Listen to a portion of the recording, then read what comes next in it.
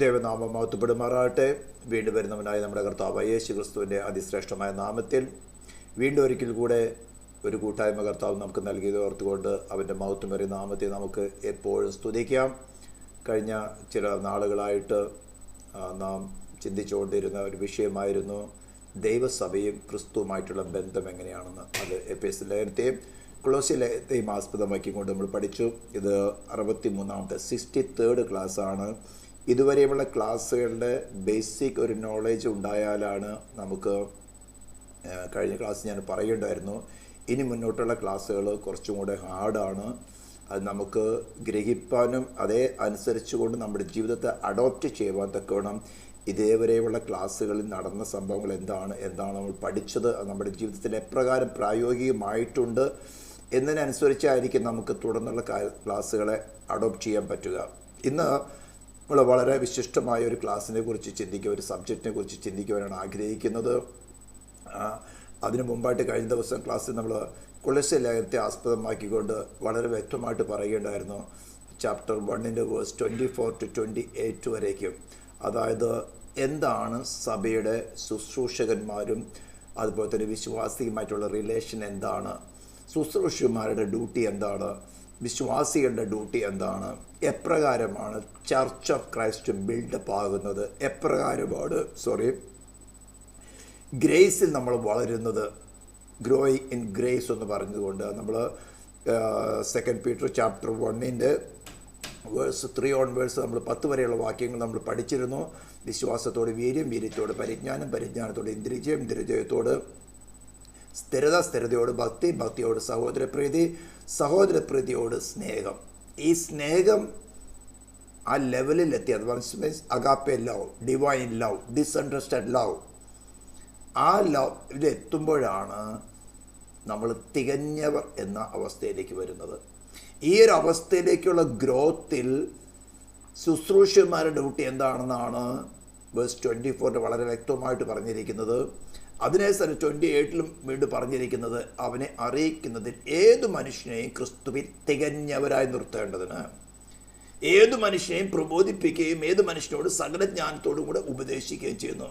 അതിന് ആംപ്ലിഫൈഡ് ബൈബിളിൽ കൊടുത്തിരിക്കുന്നതാണ്, ഞാൻ കുറച്ചുകൂടി മേളിൽ കൊടുത്തിരിക്കുന്നത്. Verse 28, him we preach and proclaim, warning and admonishing everyone and instructing everyone in all wisdom, comprehensive insight into the ways and purpose of God. അത് വളരെ ശ്രദ്ധിക്കണം. ആ വിസ്ഡം എന്ന് പറയുമ്പോൾ അതിനെ കുറച്ചുകൂടി ആംപ്ലിഫൈ ചെയ്യുകയാണ്. comprehensive insight into the ways and purpose of God, that we may present every person mature. ഇവിടെയാണ് ഒരു ടാസ്ക് നമ്മുടെ മുമ്പിൽ ഇരിക്കുന്നത്. ഗ്രോൺ ഫുള്ളി, ഞാൻ പറഞ്ഞല്ലോ, വിശ്വാസത്തോട് വീര്യത്തോട് പരിജ്ഞാനത്തോട് ഇന്ദ്രിജയത്തോട് സ്ഥിരതയോട് ഭക്തിയോട് സഹോദരപ്രീതിയോട് സ്നേഹം. ഇത് ഉണ്ടായി വർദ്ധിക്കുന്നുവെങ്കിൽ ക്രിസ്തുയേശുവിനെ കുറിച്ചുള്ള പരിജ്ഞാനത്തെ നിങ്ങൾ തളർന്നു പോകുകയില്ല. എന്നിട്ട് പറയാൻ നിങ്ങളുടെ വിളിയും തിരഞ്ഞെടുപ്പ് ഉറപ്പാക്കുകയും. അപ്പം ഇതാണ് ഗ്രോത്തിൻ്റെ ഒരു പാറ്റേൺ ഇരിക്കുന്നത്. അപ്പോൾ ഫുൾ ഗ്രോൺ, മച്വർ എന്ന് പറഞ്ഞാൽ full grown, fully initiated, complete and perfect in Christ. ഈ ഒരു അവസ്ഥയിൽ എത്തുന്നതാണ് ദൈവസഭ, ചർച്ച് ഓഫ് ക്രൈസ്റ്റ്. അവിടെ ഒരു പ്രത്യേക കാര്യം പറഞ്ഞിരിക്കുന്നത്, him we preach and proclaim, warning and admonishing everyone. എന്തിനാ വാണിംഗ് ചെയ്യേണ്ട ആവശ്യം വരുന്നത്?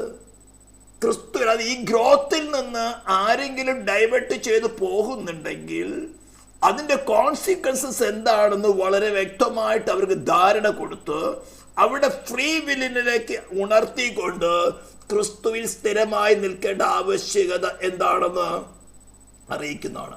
അപ്പം ഇതിനോടനുബന്ധിച്ച് ഇന്ന് ഏകദേശം 2-3 മാസങ്ങളായിട്ട് കേരളത്തിൽ വളരെ പ്രചാരത്തോടു കൂടി നടന്നുകൊണ്ടിരിക്കുന്ന ഒരു വിഷയമാണല്ലോ ദൈവസഭയ്ക്ക് പൊളിറ്റിക്സ് ഇൻവോൾവ് ചെയ്യാമോ ഇല്ലയോ എന്നുള്ളൊരു കാര്യം. ഓക്കെ, ആ കാര്യത്തെക്കുറിച്ച് നമുക്ക് അല്പമായിട്ടൊന്ന് ചിന്തിക്കേണ്ട ആവശ്യതയുണ്ട്. അതിനു വേണ്ടിയിട്ട് ഞാൻ ഒരു കാര്യത്തിലേക്ക് കടന്നു പോകാൻ ആഗ്രഹിക്കുന്നത്, സ്തോത്രം, ദൈവസഭയ്ക്ക് രാഷ്ട്രീയത്തിൽ ഇടപെടാമോ? ഈ സബ്ജക്റ്റ് എടുക്കാൻ കാരണം ഞാൻ പറഞ്ഞു, ഏതു മനുഷ്യനെയും ക്രിസ്തുവിൽ തികഞ്ഞനായി നിർത്തേണ്ടതിന് എന്ത് ചെയ്യണം? അവന് ഏത് മനുഷ്യയെ പ്രബോധിപ്പിക്കുകയും, സാധാരണ പ്രസംഗം കേട്ട് പ്രബോധനം എന്ന് പറഞ്ഞാൽ ഒരു നിസ്സാര സംഭവമായി. അതിനാണ് ആംപ്ലിഫൈഡ് ബൈബിളിൽ കൊടുത്തിരിക്കും, warning and admonishing every one and instruct every one in all wisdom,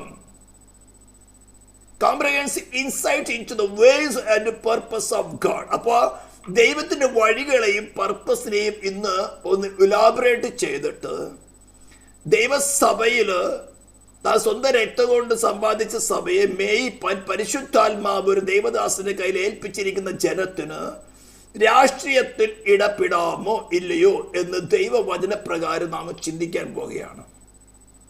അപ്പൊ ഇതിനായിട്ട് കുറച്ച് ഡീറ്റെയിൽ ആയിട്ട് പോകേണ്ട വിഷയങ്ങളുണ്ട്. ഞാൻ ഈ സ്കീമാറ്റിക് എല്ലാം താഴെ ഡിസ്ക്രിപ്ഷനിൽ അതിൻ്റെ പ്രസൻറ്റേഷൻ്റെ PDF ഫയൽ ഇടുന്നതായിരിക്കും. അതുകൊണ്ട് നിങ്ങൾ ഞാൻ പറയുന്നതിലേക്ക് ശ്രദ്ധ മാറ്റി പിക്ചറിലേക്ക് നോക്കിയിട്ട് നിങ്ങൾ ശ്രദ്ധ ഡൈവേർട്ട് ചെയ്യേണ്ട. കുറച്ച് ഡീറ്റെയിൽ ആയിട്ട് പോകും. നമ്മൾ കുറച്ച് അധികമായിട്ട് വചനങ്ങൾ ശ്രവിക്കേണ്ട കാര്യമുണ്ട്. നിങ്ങൾക്ക് തന്നെ ഈ കേഴ്സറിൻ്റെ ഒരു പിങ്ക് കളറിലുള്ള കേഴ്സറിന് നിങ്ങൾക്ക് കാണാൻ പറ്റുന്നുണ്ടല്ലോ. ലെഫ്റ്റ് സൈഡിൽ ടോപ്പിലായിട്ട് നമുക്ക് ഗ്ലോബിൻ്റെ ഒരു പിക്ചർ വെച്ചിരിക്കുന്നത്, ഗ്ലോബിന്റെ പിക്ചർ വെച്ചിരിക്കുന്നതിന്റെ ലെഫ്റ്റ് സൈഡിൽ 2 ബ്ലാക്ക് ആരോ മാർക്ക് കാണിച്ചിരിക്കുന്നുണ്ട്. അത് ഞാൻ പറയുന്നത് എവിടെ നിന്ന് തുടങ്ങിയ അല്ലെങ്കിൽ ഡിസ്പെൻസേഷൻ ഓഫ് ഏഞ്ചൽസ് എന്ന് പറഞ്ഞാൽ ഉൽപ്പത്തി പുസ്തകത്തിന്റെ 1-ാം അധ്യായത്തില് ആദ്യ ദൈവം ആകാശവും ഭൂമിയും സൃഷ്ടിച്ചു, ഭൂമി പാഴായി ശൂന്യമായി, അവിടെ പാഴായി ശൂന്യമായി ഇരുന്നതിന് പകരം പാഴായി ശൂന്യമായി തീർന്നു എന്നാണ് ആക്ച്വൽ ട്രാൻസ്ലേഷൻ ഉള്ളത് ഹീബ്രുവില്. അപ്പോൾ അതിനു മുമ്പുണ്ടായിരുന്ന ഒരു സംഭവത്തെ കുറിച്ച് അല്പമായിട്ടൊന്ന് വിശദീകരിക്കാൻ ആഗ്രഹിക്കുകയാണ്. അതാണ് പറഞ്ഞത്, അതിന് ആ യുഗത്തിന്, ആ ഡിസ്പെൻസേഷനെ അല്ലെങ്കിൽ ആ ഏഞ്ചൽസിനെ പറയുന്ന പേരാണ് ദി ഡിസ്പെൻസേഷൻ ഓഫ് ഏഞ്ചൽസ്. അതായത് ദൈവത്തിന്റെ ദൂതഗണങ്ങളിൽ 3 കൂട്ടർ ദൂതഗണങ്ങളാണ് ഉള്ളത്.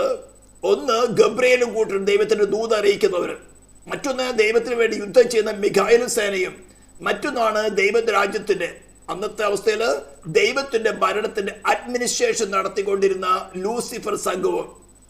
നല്ലൊരു കെരൂബായിരുന്നു. അതിനെക്കുറിച്ചുകൊണ്ട് എസെക്കിയേൽ പ്രവചന പുസ്തകം 28-ാം അധ്യായത്തിന്റെ 12 തുടങ്ങിയുള്ള വാക്യങ്ങളും യെശയ്യാ പ്രവചന പുസ്തകത്തിന്റെ 14-ാം അധ്യായത്തിന്റെ 12 വാക്യങ്ങളും വളരെ വിശദീകരിച്ചിട്ടുണ്ട്. നിങ്ങൾക്കത് വായിക്കാം. ഞാൻ സ്കീമാറ്റിക്കിനെ കുറിച്ചൊന്ന് പറഞ്ഞുകൊണ്ടിരിക്കുകയാണ്.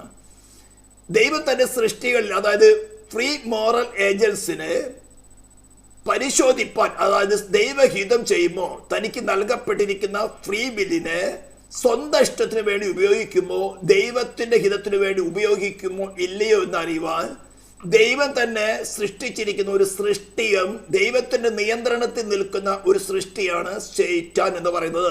യോബിന്റെ പുസ്തകം 1-ാം അധ്യായം 2-ാം അധ്യായം വായിച്ചാൽ നമുക്ക് വളരെ വ്യക്തമായിട്ട് അത് മനസ്സിലാകും. അവിടെ യോബിനെ പരീക്ഷിക്കുന്നത് ദൈവത്തിന്റെ പെർമിഷനോട് കൂടിയാണ് പരീക്ഷിച്ചിരിക്കുന്നത്. സൈത്താൻ തന്നെ പറയുന്നുണ്ട്, നീ അവന് വേലി കെട്ടിയിരിക്കുന്നു, അതുകൊണ്ട് നിന്റെ അനുവാദം കൂടെ സാധ്യമല്ല. അപ്പോൾ അങ്ങനെ പ്രീ മോറൽ ഏജൻസ് ആയിരിക്കുന്ന ഈ ഏഞ്ചൽസിന് ഗബ്രിയേൽ സംഘം, മിഖായേൽ സംഘം, ലൂസിഫർ സംഘത്തിന്റെ കീഴിലാണ് വാഴ്ചകൾ, അധികാരങ്ങൾ, ഈ ലോകത്തിന്റെ അന്ധകാരത്തിന് അധിപതികൾ, സ്വർലോക ദുഷ്ടാത്മസേന. ഇതെല്ലാം നല്ല കിരുവുകളായിരുന്നു, നല്ല ഏഞ്ചൽസ് ആയിരുന്നു. അതിന് മിഖായേലിന്റെ ടീമിനെയും ഗബ്രിയേലിന്റെ ടീമിനെയും പരിശോധിക്കുന്ന സമയത്ത് ഇതുവരെയും അവർ നിലനിൽക്കുന്നു. എന്നാൽ ലൂസിഫറിനെ പരിശോധിക്കുന്ന സമയത്ത് സംഭവിച്ച കാര്യമാണ് എസെക്കിയേൽ പ്രവചന പുസ്തകം 28-ാം അധ്യായത്തിന്റെ 12 തുടങ്ങിയ വാക്യങ്ങളും, അതുപോലെ യെശയ്യാ പ്രവചന പുസ്തകം 14-ാം അധ്യായത്തിന്റെ 12 തുടങ്ങിയ വാക്യങ്ങൾ എഴുതിയിരിക്കുന്നത് ഞാൻ താഴെ കൊടുത്തിട്ടുണ്ട്. അത് നിങ്ങൾക്കറിയാം. അങ്ങനെ ലൂസിഫറിനെ പരിശോധിക്കുന്ന സമയത്ത് തന്നെ നിക്ഷിപ്തമായിരുന്ന അധികാരത്തെ, വളരെ ശ്രദ്ധിച്ച് കേൾക്കുക, ദൈവത്തിന്റെ ഭരണത്തിന് കീഴിൽ അഡ്മിനിസ്ട്രേഷൻ വർക്ക് ദ ഹോൾ യൂണിവേഴ്സില്, എല്ലാ പ്ലാനറ്റ്സിലും, നമ്മുടെ മിൽക്കി വേ എന്ന പ്ലാനറ്റ്സിലുള്ള 9 ഗ്രഹങ്ങൾ മാത്രമല്ല, ദ ഹോൾ പ്ലാനറ്റ്സുകളിൽ അഡ്മിനിസ്ട്രേഷൻ നടത്തിക്കൊണ്ടിരുന്നതാണ്. അപ്പോൾ അവിടെ നിങ്ങൾ പെട്ടെന്നൊരു ചിന്ത വരെ, അവിടെ അഡ്മിനിസ്ട്രേഷൻ നടത്താൻ എന്തുള്ളത്? യെരമ്യാ പ്രവചന പുസ്തകം 4-ാം അധ്യായത്തിന്റെ 23 വാക്യങ്ങൾ നമ്മൾ വായിച്ചു കഴിഞ്ഞാൽ അവിടെ വ്യക്തമായിട്ട് നമുക്ക് മനസ്സിലാക്കാൻ സാധിക്കും ഈ സമയത്ത് എന്ത് സംഭവിച്ചെന്നുള്ളത്. എന്നെ അവിടേക്ക് കടക്കാൻ കാരണം കുറച്ച് സമയം കുറയ്ക്കാൻ വേണ്ടി നിങ്ങൾക്ക് വേണമെങ്കിൽ വായിച്ചു നോക്കാം പിന്നീട്. സ്തോത്രം. അവിടെ പറഞ്ഞിരിക്കുന്നത് ദൈവത്തിന്റെ ഉഗ്ര കോപം ഏതുമായി, അതായത് ഈ പരിശോധിക്കുന്ന സമയത്ത് തനിക്ക് നൽകിയിരുന്ന അധികാരത്തെ സൈത്താന് കൈമാറി. താൻ ദൈവത്തെ പോലെ ആകും അത്യുന്നതനോട് സമനാകും എന്നൊരു ചിന്ത അവന്റെ ഹൃദയത്തിൽ വന്നതും ദൈവം അവനെ ശിക്ഷിക്കുകയായിരുന്നു ചെയ്തത്. അപ്പോൾ അവന് നിക്ഷിപ്തമായിരുന്ന, അവനെ ഇൻട്രസ്റ്റ് ചെയ്തിരുന്ന അഡ്മിനിസ്ട്രേഷൻ, മനസ്സിലാക്കണം, എല്ലാ അധികാരത്തിന്റെയും എല്ലാ പ്ലാനറ്റ്സിന്റെ മേലുള്ള, അതിലുള്ള സകല ചരാചരത്തിനും മേലുള്ള അഡ്മിനിസ്ട്രേഷൻ ശേറ്റാന്റെ കയ്യിലായി പോയി. എന്നാൽ ലൂസിഫറിനെയും അവന്റെ കീഴിലുള്ള സകലത്തെയും തന്റെ ഉഗ്രകോപം ഹേതുവായി അത് ശാസിച്ചു എന്നാണ് നമുക്ക് യെരമ്യാ പ്രവചന പുസ്തകം 4:23 വായിച്ചിട്ട് പോവാം. Jeremiah chapter 4:23 onwards.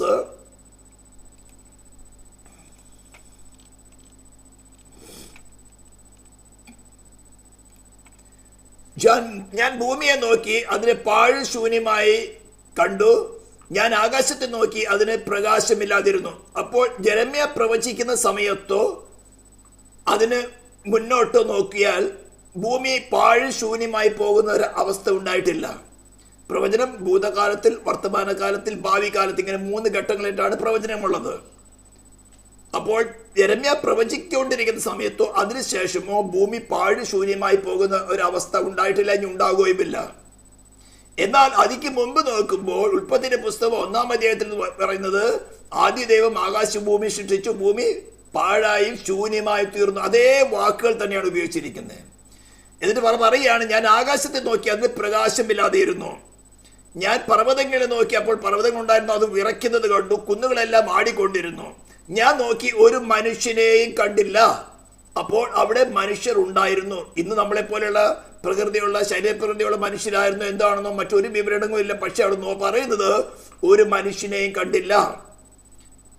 അപ്പോൾ ഇവൻ നമ്മുടെ ഉൽപ്പത്തിയുടെ പുസ്തകം തുടങ്ങി ഇനി 1000 ആണ്ട് വാഴ്ചയുടെ അവസാനം വരെയുള്ള സമയങ്ങളിലേക്ക് നോക്കിയാലും ഭൂമിയിൽ ഒരു മനുഷ്യനെ കാണാത്ത വിധത്തിൽ അവസ്ഥ ഉണ്ടാകുന്നില്ല. ഇതിന്റെ അർത്ഥം ഉൽപ്പത്തി 1:1 മുമ്പുള്ള ഒരു കാലഘട്ടത്തെ കുറിച്ചാണ് യെരമ്യാ പ്രവചിക്കുന്നത്. നമുക്ക് മനസ്സിലാക്കാം. ആകാശത്തിലെ പക്ഷികളൊക്കെയും പറന്നു പോയിരുന്നു.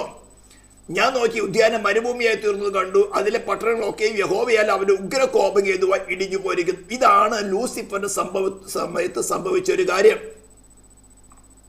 ഇതിനെ കുറിച്ചുകൊണ്ട് വെളിപ്പാട് പുസ്തകം 12-ാം അധ്യായത്തിൽ ഇതൊക്കെ നോക്കിക്കഴിഞ്ഞാൽ നിങ്ങൾ വളരെ ശ്രദ്ധയോടെ കൂടി മാത്രമേ ഈ കാര്യങ്ങൾ മനസ്സിലാകുകയുള്ളൂ. വെളിപ്പാട് പുസ്തകം 12-ാം അധ്യായത്തിന്റെ 3-ാം വാക്യത്തിൽ, റെവലേഷൻ ചാപ്റ്റർ 12 വേഴ്സ് 3 നോക്കിക്കുക, സ്വർഗത്തിൽ മറ്റൊരു അടയാളം കാണായി, 7 തലയും 10 കൊമ്പും, തലയിൽ 7 രാജ്യമുടിയുമായി തീ നിറമുള്ള മഹാസർപ്പം. വീണ്ടും വായിക്കുന്നു, സ്വർഗത്തിൽ മറ്റൊരു അടയാളം കാണായി, 7 തലയും 10 കൊമ്പും, തലയിൽ 7 രാജ്യമുടിയുമായി തീ നിറമുള്ള ഒരു മഹാസർപ്പം. അതിന്റെ വാൽ ആകാശത്തിലെ നക്ഷത്രങ്ങളിൽ 1/3 വലിച്ചുകൂട്ടി ഭൂമിയിലേക്ക് എറിഞ്ഞു കളഞ്ഞു. മഹാസർപ്പം എന്ന് പറയുന്നത് സേറ്റാൻ, അതിന്റെ വാൽ ആകാശത്തിലെ നക്ഷത്രങ്ങൾ എന്ന് പറഞ്ഞ ഏഞ്ചൽസ് 1/3 വലിച്ചുകൂട്ടി ഭൂമിയിലേക്ക് എറിഞ്ഞു കളഞ്ഞു. ഇതാണ് ലൂസിഫർ സംഘവുമായിട്ടുണ്ടായിരുന്ന ഒരു അവസ്ഥയുടെ കാര്യം പറയുന്നത്. യെരമ്യാ പറഞ്ഞിരുന്നു വേറെ അതേ കാര്യം തന്നെ ഇവിടെ വളരെ വ്യക്തമായിട്ട് പറയാണ്. എന്നാൽ 7-ാം വാക്യത്തിൽ പറയാൻ ഇനി വരുവാനുള്ള കാര്യമാണ്. പിന്നെ ഞാൻ സ്വർഗത്തിൽ യുദ്ധം ഉണ്ടായി, മിഖായേലും അവന്റെ ദൂതന്മാരും മഹാസർപ്പത്തോട് പടവെട്ടി, തന്റെ ദൂതന്മാരുമായി മഹാസർപ്പം പടവെട്ടി ജയിച്ചില്ല താനും. ഇത് ഇനി വരുവാനിരിക്കുന്ന ഒരു കാര്യമാണ്. എന്നാൽ 3-ാം വാക്യത്തിൽ പറഞ്ഞിരിക്കുന്നത് ലൂസിഫറിന്റെ വീഴ്ച, അതിന് കൂടുതൽ ദൂതന്മാരുടെ വീഴ്ചയെ കുറിച്ച് പറയുകയാണ്. ഇതിനെക്കുറിച്ച് നിങ്ങൾക്ക് കുറച്ചുമായിട്ട് അധികമായിട്ട് മനസ്സിലാക്കണമെങ്കിൽ ദ കിങ്ഡം ഓഫ് സേറ്റൻ എന്ന് പറഞ്ഞുകൊണ്ട് 2 എപ്പിസോഡുകളുണ്ട്. ഞാൻ അതിന്റെ ലിങ്ക്, എൻ്റെ പ്ലേലിസ്റ്റിന്റെ ലിങ്ക് ഞാൻ താഴെ ഡിസ്ക്രിപ്ഷനിൽ കൊടുക്കാൻ, നിങ്ങൾക്ക് ഡീറ്റെയിൽ ആയി അവിടെ കാണാൻ സാധിക്കും. അപ്പോൾ ഞാൻ പറഞ്ഞു വന്നത്, സ്തോത്രം, ഇങ്ങനെ ദൈവത്തിന്റെ അഡ്മിനിസ്ട്രേഷൻ അധികാരം നടത്തിക്കൊണ്ടിരുന്ന ലൂസിഫറിൽ നിക്ഷിപ്തമായിരുന്ന അധികാരങ്ങളെ സേറ്റാൻ അവർ പരീക്ഷിക്കുന്ന സമയത്ത് അവർ പിടിച്ചെടുത്തു. ഓക്കെ, അതിനുശേഷം കാലാകാലങ്ങൾ പോയി. കാലാകാലങ്ങൾക്ക് ശേഷം, മില്യൺസ് ഓഫ് ഇയേഴ്സിന് ശേഷമാണ് അതേ ഭൂമിയെ, പാഴും ശൂന്യമായി തീർന്ന ഭൂമിയെ റീക്രിയേറ്റ് ചെയ്യുന്ന ഒരു കാര്യം, വിവരണമാണ് ഉൽപ്പത്തിയുടെ പുസ്തകം 1-2 അധ്യായങ്ങൾ എഴുതിയിരിക്കുന്നത്. നിങ്ങൾ ബാലപാഠങ്ങൾ ഇതൊക്കെ പഠിച്ചിട്ടുള്ളതാണ്. മറ്റ് ക്രിയേഷൻ എല്ലാം സൃഷ്ടിച്ചതിന് ശേഷം തന്റെ വായിൽ ഉളവായ വാക്കുകളാൽ വചനത്തെ സൃഷ്ടിച്ചതിന് ശേഷം മനുഷ്യനെ മാത്രം സൃഷ്ടിക്കുന്നതിന്റെ ആ സൃഷ്ടിപ്പിന്റെ പ്രക്രിയയാണ് 1-ാം അധ്യായത്തിന്റെ 26, 27, 28 വാക്യങ്ങൾ പറഞ്ഞിരിക്കുന്നത്. നാം നമ്മുടെ സ്വരൂപത്തിൽ നമ്മുടെ സാദൃശ്യപ്രകാരം ഒരു മനുഷ്യനെ സൃഷ്ടിക്കുക എന്ന് പറഞ്ഞാൽ ദൈവം ആയിരിക്കുന്നതിന് ദൈവം എത്രമാത്രം സൽഗുണപൂർണനായിരിക്കുന്നുവോ, ദൈവം എത്രമാത്രം വിശുദ്ധനായിരിക്കുന്നുവോ അതേപോലെ തന്നെ ഒരു മനുഷ്യനെ സൃഷ്ടിക്കുക.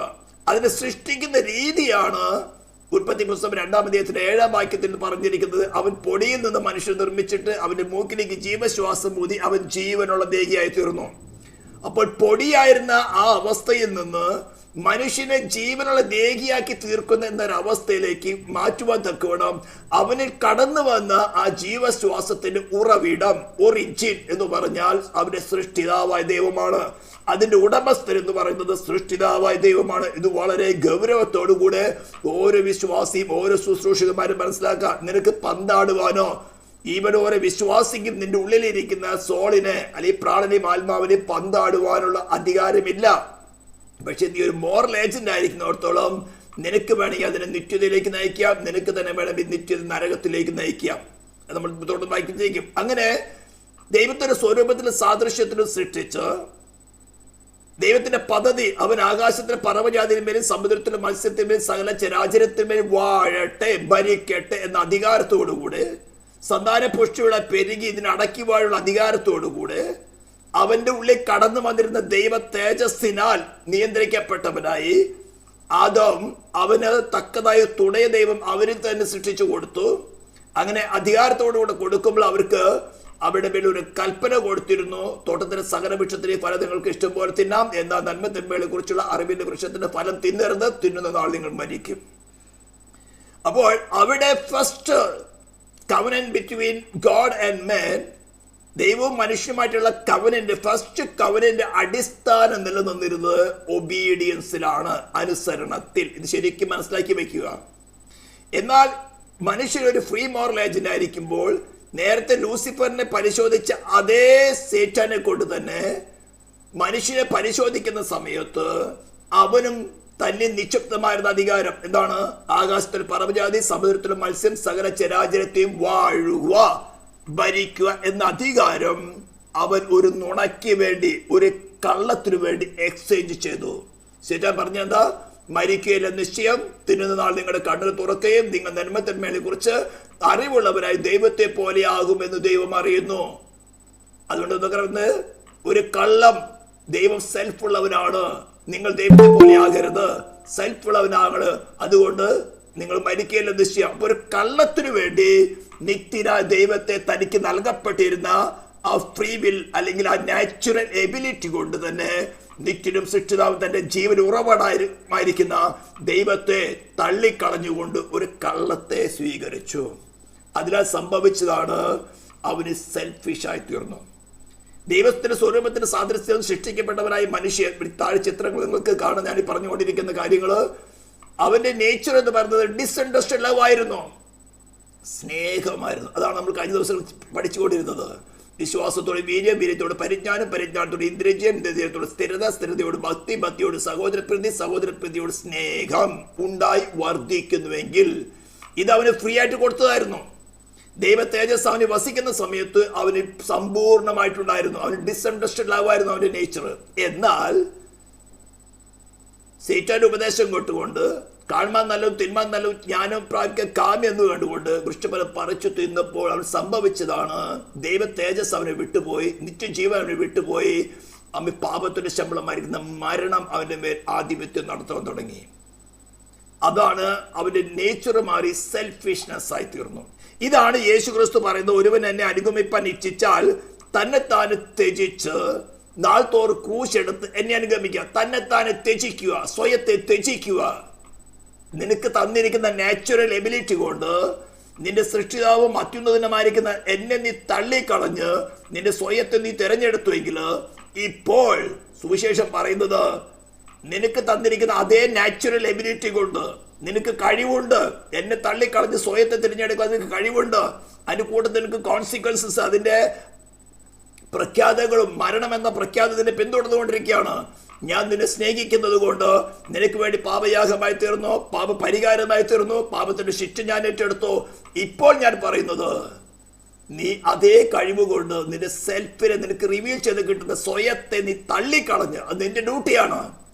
Receive me, receive Christ. ഇതാണ് സുവിശേഷം പറയുന്നത്. ഓക്കെ, അപ്പോൾ ഇവിടെ ഒന്നാമത്തെ കേസിൽ ലൂസിഫറിനെ എൻട്രസ്റ്റ് ചെയ്തിരുന്ന അഡ്മിനിസ്ട്രേഷൻ അധികാരം അവൻ സേറ്റാൻ കൈമാറി. രണ്ടാമത്തെ കേസിൽ മനുഷ്യന് നൽകിയിരുന്ന അധികാരം, ആകാശത്തിലെ പർവ്വജാതി സമുദ്രത്തിലെ മത്സ്യ സകല ചരാചരത്തിൽ വാഴുവരുന്ന അധികാരം അവനും ഒരു നുണയ്ക്ക് വേണ്ടി സേറ്റാന് കൈമാറി. ഇതാണ് സേറ്റാൻ യേശുവിനെ പരീക്ഷിക്കുന്ന സമയത്ത് ലൂക്കോസ് സുവിശേഷം 4-ാം അധ്യായത്തിലൊക്കെ പറയുന്നത്, ഈ അധികാരം മുഴുവനും എനിക്ക് നൽകിയിരിക്കുന്നു. ഇത് ദൈവം കൊടുത്തതല്ല, മനുഷ്യൻ കൊടുത്തതാണ്. നമുക്കത് വായിക്കാം. ലൂക്കോസ് ചാപ്റ്റർ 4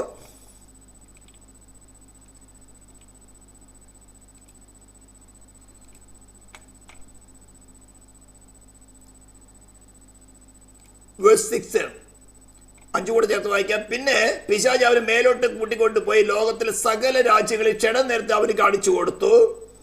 ഈ അധികാരമൊക്കെയും അതിന്റെ മഹത്വം നിനക്ക് തരാം, അത് എങ്കൽ ഏൽപ്പിച്ചിരിക്കുന്നു. ദൈവം കൊടുത്തതല്ല, മനുഷ്യനാണ് കൊടുത്തത്. അവിടെ കർത്താവ് അതിനെ ക്വസ്റ്റ്യൻ ചെയ്യുന്നില്ല. അത് എങ്കൽ ഏൽപ്പിച്ചിരിക്കുന്നു, എനിക്ക് മനസ്സുള്ളവർ ഞാൻ കൊടുക്കുന്നു. ഇത് വാക്യം വളരെ ശ്രദ്ധിക്കണം. എങ്കൽ ഏൽപ്പിച്ചിരിക്കുന്നു, എനിക്ക് മനസ്സുള്ളവർ ഞാൻ കൊടുക്കുന്നു. ഏതധികാരം?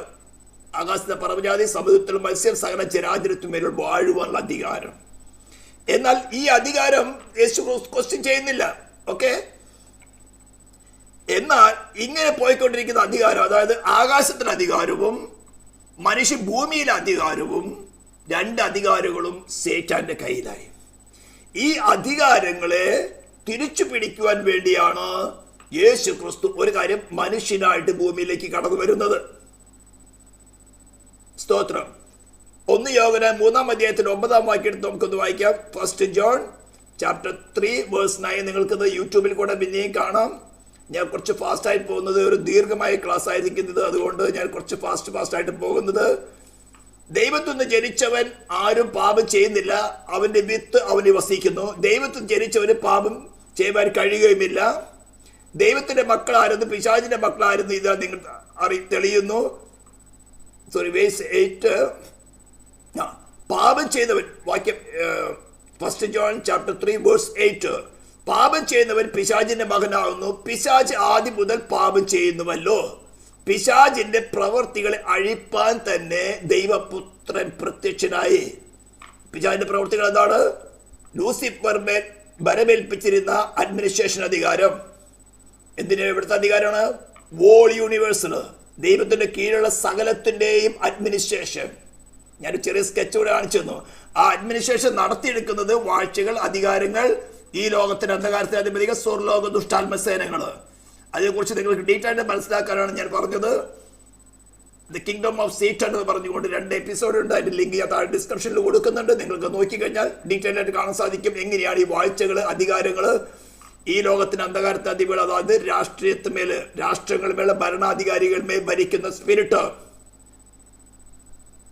അതുപോലെ തന്നെ സ്വർലോക ദുഷ്ടാത്മസേനകൾ, അവിടെ എവിടെയും പുണ്യാൾമാരും പുണ്യാൾത്തികളും ഭഗവാനെ മറ്റത് അത് എന്നൊക്കെ പറഞ്ഞുകൊണ്ട് ജീവിച്ചിരിക്കുന്ന മനുഷ്യർ തന്നെ ദൈവങ്ങളായി അവതരിക്കുന്നത്, ഇതൊക്കെ പ്രവർത്തിക്കുന്നത് ഈ സ്വർലോക ദുഷ്ടാത്മസേനകളാണ്. അപ്പോൾ ഇവയുടെ മേലുണ്ടായിരുന്ന 2 അധികാരങ്ങളും സേറ്റാൻ പിടിച്ചെടുത്തപ്പോൾ, ലൂസിഫറും അവന്റെ സംഘത്തിന്റെ മേലുണ്ടായിരുന്ന അധികാരം വെൽ പ്ലാൻഡ് അഡ്മിനിസ്ട്രേഷൻ ഓർഗനൈസേഷൻ ചാർട്ടായിരുന്നു. അതൊക്കെ നിങ്ങൾക്ക് ആ ക്ലാസ്സിൽ അറിയാൻ സാധിക്കും. അതേപോലെ മനുഷ്യന്മേൽ നൽകിയിരുന്ന അധികാരം, ആകാശത്തിലെ പർവ്വജാതി സമുദ്രത്തിലെ മത്സ്യം സകല ചരാചരത്തിന്മേൽ വാഴുക. ഈ 2 അധികാരങ്ങളും അവർ പരിശോധിക്കുന്ന സമയത്ത് സേറ്റാൻ പിടിച്ചെടുത്തപ്പോൾ, അല്ലെങ്കിൽ അവർക്ക് നൽകപ്പെട്ടിരുന്ന ഫ്രീ വില്ലിൽ സേറ്റാന് കള്ളത്തിന് വേണ്ടി എക്സ്ചേഞ്ച് ചെയ്തപ്പോൾ, ഈ 2 അധികാരങ്ങളെ തിരിച്ചു പിടിക്കാനാണ് യേശു ക്രിസ്തു വെളിപ്പെട്ടത്. ഒരു കാര്യം, യേശു ക്രിസ്തു വെളിപ്പെട്ടത് അനേക കാര്യങ്ങളുണ്ട്, അതിലൊരു കാര്യം അതാണ് ഇവിടെ യോഹന്നാൻ പറയുന്നത്, പിശാചിന്റെ പ്രവൃത്തികളെ അഴിപ്പാൻ തന്നെ ദൈവപുത്രൻ പ്രത്യക്ഷനായി. ഇങ്ങനെ ഈ 2 അധികാരങ്ങളും നൽകപ്പെട്ടതിന് ശേഷം അവൻ പാപത്തിന് പരിഹാരമായി തീർന്ന് മനുഷ്യർക്ക് വേണ്ടി മാത്രമേ പ്രായശ്ചിത്തമായി തീർന്നിട്ടുള്ളൂ. ലൂസിഫർ സംഘത്തിന് വേണ്ടി അവർ പ്രായശ്ചിത്തമായി തീർന്നിട്ടില്ല. അതിൽ എബ്രായ ലേഖനം 6-ാം അധ്യായത്തിൽ വളരെ വ്യക്തമായിട്ട് പറഞ്ഞിട്ടുള്ള കാര്യമാണ്. ദൂതന്മാർക്ക് വേണ്ടിയല്ല, അവൻ അബ്രാഹാമിന്റെ സന്തതികൾക്ക് വേണ്ടിയാണ് അവൻ പാപയാഗമായി തീർന്നത്. അപ്പൊ മനുഷ്യന്റെ മേലുള്ള ശിക്ഷയെ തന്റെ ശരീരത്തിൽ പ്രാണനും ആത്മാവിലും ഏറ്റെടുത്ത് അവർക്ക് പകരക്കാരനായി ശിക്ഷ അനുഭവിച്ച് ദൈവനീതിക്ക് തൃപ്തി വരുത്തി. ശരിക്കും മനസ്സിലാക്കി പോണം. അങ്ങനെ ഈ രണ്ട് അധികാരങ്ങളും യേശു ക്രിസ്തു പിടിച്ചെടുത്തിട്ട് ഇനി നിങ്ങൾക്ക് ഈ സ്കെച്ചിലേക്കൊന്ന് വരണം. സ്തോത്രം. ഇത് സ്കെച്ച് ഞാൻ നിങ്ങൾ പറഞ്ഞുതരാം. അപ്പോൾ നമ്മളിവിടെ ചിന്തിച്ചത് ഈ ഗ്ലോബലിന്റെ ബാക്കിലുള്ള കാര്യമായിരുന്നു ചിന്തിച്ചിരുന്നത്. അതായത് ഉൽപ്പത്തി പുസ്തകത്തിന്റെ 1-ാം അധ്യായത്തിന്റെ സ്തോത്രം 1-ാം വാക്യത്തിന് മുമ്പുള്ള കാര്യങ്ങൾ, ആകാശവും ഭൂമിയും പാഴായി ശൂന്യമായി തീരുവാനുള്ള കാര്യമാണ് നമ്മൾ ഒന്ന് ചിന്തിച്ചത്. മറ്റൊരു കാര്യം ഇവിടെ നോക്കുമ്പോൾ ഭൂമിയുടെ മേലുള്ള അധികാരം, ആകാശത്തിലെ പർവ്വജാതി, സമുദ്രത്തിലെ മത്സ്യം, സകല ചരാചരത്തിന്മേൽ വാഴുവാനുള്ള അധികാരം, ഈ അധികാരം മനുഷ്യനിൽ നിക്ഷിപ്തമായിരുന്നു. ഈ രണ്ട് അധികാരങ്ങളെയാണ് സേറ്റാൻ പിടിച്ചെടുത്തത്. എന്നാൽ യേശു ക്രിസ്തു മനുഷ്യനായിട്ട് അവതരിച്ച് കാലസമ്പൂർണതയിൽ സ്ത്രീയുടെ സന്തതിയായി ജനിച്ച് പാപത്തിന് പരിഹാരമായി തീർന്ന് ഈ രണ്ട് അധികാരങ്ങൾ പിടിച്ചെടുത്തതിന് ശേഷമാണ് മത്തായി സുവിശേഷം 28-ാം അധ്യായത്തിന്റെ 18-ാം വാക്യത്തില് ഉയർത്തെഴുന്നേറ്റ ശേഷം പറയുന്നത്, സ്വർഗത്തിലും ഭൂമിയിലും സകല അധികാരവും എനിക്ക് നൽകപ്പെട്ടിരിക്കുന്നു, ആകയാൽ പുറപ്പെട്ട്. ഈ അധികാരത്തില് രണ്ട് അധികാരങ്ങളാണുള്ളത്. ഒന്ന് സ്പിരിച്വൽ അതോറിറ്റി, മറ്റൊന്ന് മെറ്റീരിയൽ അതോറിറ്റി. ഇനി തുടങ്ങി വളരെ ശ്രദ്ധിച്ചു കേൾക്കണം. യേശു ക്രിസ്തു മുഴുവൻ അധികാരങ്ങൾ പിടിച്ചെടുത്തു. സ്വർഗത്തിലും ഭൂമിയിലുള്ള സകല അധികാരം എന്ന് പറഞ്ഞാൽ ലൂസിഫറിന്റെ സംഘത്തിന്റെ കയ്യിലുണ്ടായിരുന്ന അധികാരവും മനുഷ്യന് നൽകപ്പെട്ടിരുന്ന അധികാരം കൈമാറിയതും, ഈ രണ്ട് അധികാരങ്ങളും പിടിച്ചെടുത്തിട്ട് സ്പിരിച്വൽ അധികാരങ്ങളെ മാത്രം ദൈവസഭയ്ക്ക് നൽകിയിരിക്കുന്നു.